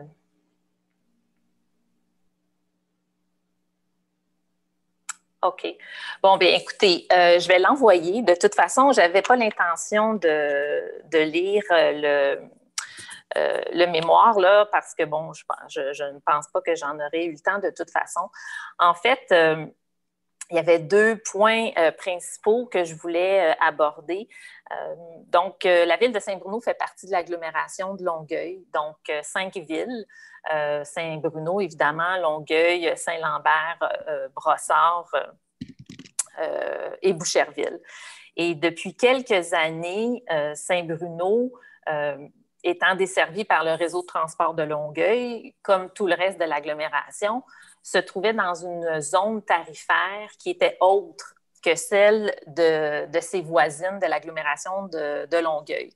Donc, même si nous étions dans l'agglomération de Longueuil et dans la zone desservie par le réseau de transport de Longueuil, on ne bénéficiait pas du même tarif que le reste de l'agglomération. Donc, par exemple, les villes de l'agglo bénéficiaient là, pour la tram un tarif pour la zone 3, alors que Saint-Bruno, c'était un tarif pour une zone 5. Donc, c'est quelque chose qu'on a soulevé à plusieurs reprises. Il y a eu des adoptions de résolutions qui ont été transmises à la RTM. Et ce qu'on voit dans le projet de refonte, c'est qu'on a corrigé cette iniquité-là. Donc, maintenant, toutes les villes de l'agglomération de Longueuil, sans exception, bénéficient maintenant du même tarif. Donc, on fait maintenant partie de la grande zone 2, évidemment, celle qui est sur la rive sud de Montréal. Donc, malheureusement, je n'ai pas d'image, mais ce qui est important de savoir maintenant, et ça, c'est mon second point, c'est qu'à Saint-Bruno-de-Montarville, on est desservi par 2 gares, donc 2 gares EXO. Et ce qui est assez particulier, c'est que notre gare, donc la gare de la ville de Saint-Bruno-de-Montarville, est excentrée du centre-ville de Saint-Bruno. Donc, il faut même traverser là, une barrière assez importante, c'est-à-dire celle de l'autoroute 30, pour se rendre à la gare. Donc, qu'on soit piéton ou cycliste, c'est pratiquement impossible de se rendre à la gare de Saint-Bruno, qui est en zone 2, évidemment, à pied, à vélo. Il y a une proximité à Saint-Bruno. En fait, les citoyens de Saint-Bruno vivent aussi une proximité avec la gare de Saint-Basile-le-Grand, qui, quand on la regarde sur une carte, est beaucoup plus près de certains quartiers résidentiels de la ville de Saint-Bruno. Alors, ce qui fait en sorte que plusieurs résidents de la ville vont utiliser la gare de Saint-Basile-le-Grand, qui est en zone 3, par contre, parce qu'elle ne fait pas partie de l'agglomération de Longueuil. Pourquoi les gens de Saint-Bruno vont à la gare de Saint-Basile? Il y a plusieurs raisons. En fait, c'est la proximité, c'est la facilité d'accès. Il y a aussi un lien cyclable qui est important, qui est structurant, qui part du centre-ville de Saint-Bruno et qui longe même la route 116. Donc, c'est une piste cyclable là, en site propre. Les cyclistes se sentent protégés, donc ils peuvent aller à la gare de Saint-Basile avec ce lien cyclable-là. Mais plus que ça encore, il existe à Saint-Bruno un service qui est offert évidemment par le réseau de transport de Longueuil qui s'appelle le RTL à la demande. Donc, ce sont c'est une espèce on l'appelle la solution dynamique là, et innovante. C'est un micro-transit qui donne en fait accès à un choix là, de destination stratégique sur le territoire. Dans le fond, c'est des options là, multimodales de transport. Donc, c'est des petits véhicules à qui on peut donner rendez-vous via une application. Et évidemment, ça fonctionne surtout aux heures de pointe. Mais ce service-là qui est offert à Saint-Bruno, il est offert vers la gare de Saint-Basile. Alors, c'est assez particulier parce qu'on voit que le réseau de transport de Longueuil offre un service qui favorise une gare qui n'est pas sur son territoire. Alors, je ne sais pas si vous voyez un peu où je veux en venir, c'est que notre population, la ville de Saint-Bruno, a maintenant accès a toujours eu accès à 2 gares, mais qui seront à des tarifs différents. Donc, les citoyens de Saint-Bruno qui choisissent d'aller à la gare de Saint-Bruno vont payer 100 $, alors que les citoyens qui doivent se rendre à la gare de Saint-Basile parce que le réseau de transport de Longueuil leur offre ce service-là, via le RTL à la demande, eh bien, ils se retrouvent dans une gare où le tarif est dans une zone tarifaire donc différente, la zone 3, et payent 144 $.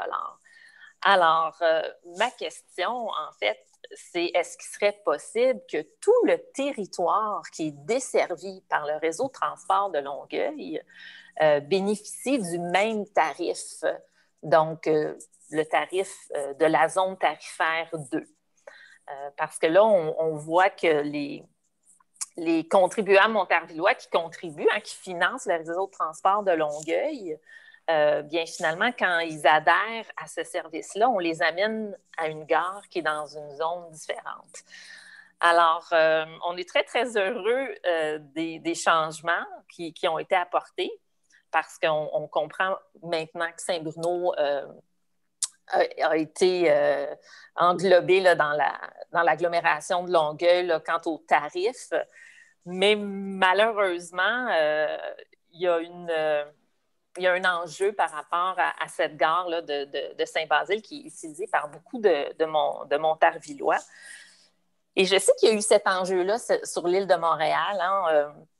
Il y a eu ce désir-là de préserver l'intégrité du territoire. Donc, même si la zone est très grande, on a décidé que le tarif serait unique, donc celui de la zone 1. Et je pense que ça serait intéressant aussi de respecter l'intégrité du territoire qui est desservi par le réseau de transport de Longueuil. Donc, on s'assure que tous ceux qui profitent du réseau de transport de Longueuil aient un tarif unique. Alors, voici, j'aurai les images pour accompagner tout ça, là. Malheureusement, j'aurais aimé ça les présenter ce soir, mais c'est un problème, en fait, c'est un enjeu qui est micro, mais je trouvais quand même important de le soulever parce que ça risque de faire réagir, là. Oui. Parfait. Ben merci. Puis oui, effectivement, vous pourrez nous envoyer le document. Là, il y a aucun problème. Donc, je laisse les membres du comité vous poser leurs questions. Merci. Pierre, c'est où je vais? Ça me dérange? Je peux y aller si tu veux. Okay. Oui, si tu veux, bon. Oui.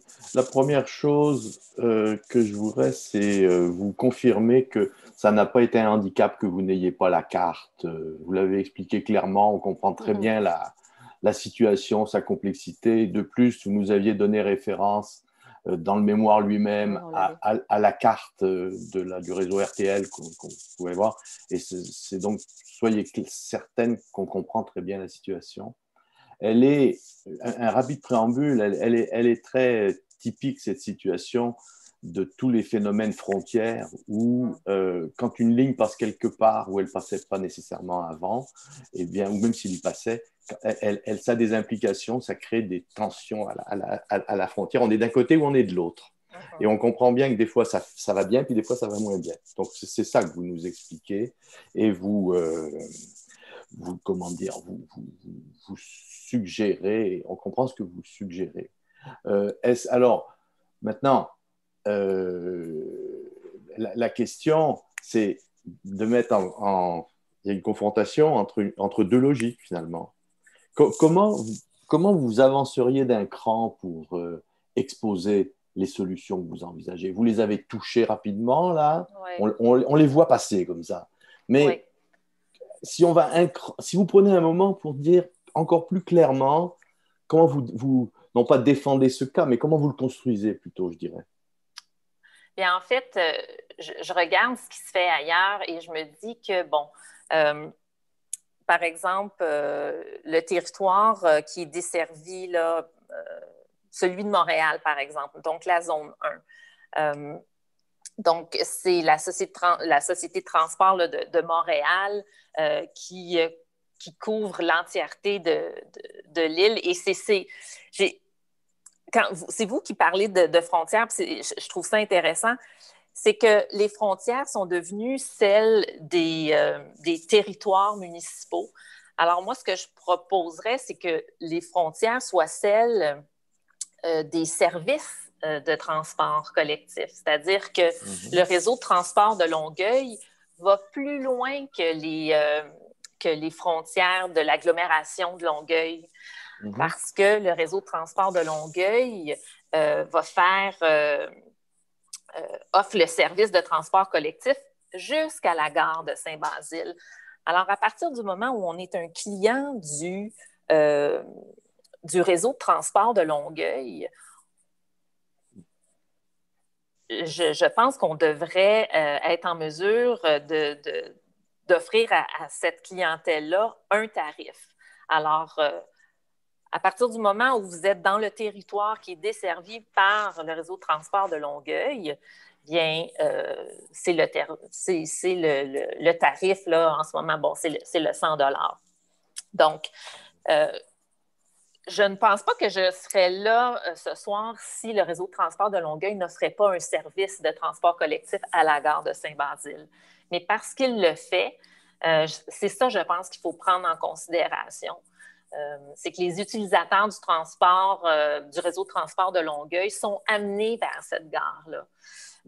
Alors, peut-être que les frontières devraient être plus par société de transport que par ville, en fait. Donc, c'est une question d'équité, je pense, entre les utilisateurs du réseau de transport de Longueuil. Oui, je vous remercie, je comprends. OK, merci. Là, vous nous mentionnez que le service du RTL amène les gens à la gare de Saint-Basile-le-Grand. Je ne suis pas très, très familière avec le territoire là, entre les deux, mais c'est beaucoup plus difficile que le RTL amène les gens à la gare de Saint-Bruno? Oui, en fait, un service plus fréquent et plus... Juste, je vois, je me dis une gare ou l'autre, mais bon. Non, c'est ça. En fait, la gare de Saint-Bruno, elle est implantée à un endroit, bon, ça fait beaucoup de débats, mais c'est dans un quartier industriel qui est vraiment excentré du centre-ville de Saint-Bruno et qui est difficilement accessible là, du quartier qui est justement desservi par le RTL à la demande. Alors, c'est tout à fait naturel pour une grande partie des gens qui vivent à Saint-Bruno d'aller à la gare de Saint-Basile et aussi pour ceux qui assument le transport via le réseau de transport de Longueuil, d'aller à la gare de Saint-Basile. C'est une question de distance, mais aussi de facilité d'accès. Parce qu'il y a des frontières géographiques assez importantes à la gare de Saint-Bruno, comme l'autoroute 30. Donc, oui, je pense qu'on passerait probablement du simple au double si ce n'est pas le triple en tant que durée de trajet, là, par exemple. Là. Alors, c'est pour ça que c'est vraiment la gare qui a été choisie par le RTL. Alors, il est là un petit peu l'enjeu là, des citoyens. Là. Merci. Ça me fait plaisir. Merci. Ça va ça pour moi. Tout, M. Rivera aussi, OK. Oui. Alors, merci beaucoup, Marie-Lou Allary, d'être venue parler de cet enjeu-là. Je vous souhaite une bonne soirée. Et puis, mais si quand même vous souhaitez nous envoyer autre chose, n'hésitez pas. Absolument. Merci beaucoup. Merci, Mme Allary. Bonjour. Au revoir, Mme Allary. Bonsoir, plutôt. Au revoir. Donc, voilà, nous avons fait le tour des présentations qui étaient à l'horaire aujourd'hui. Merci à tous ceux et celles qui sont venus nous présenter leur mémoire. Je remercie aussi ceux qui nous ont suivis en webdiffusion.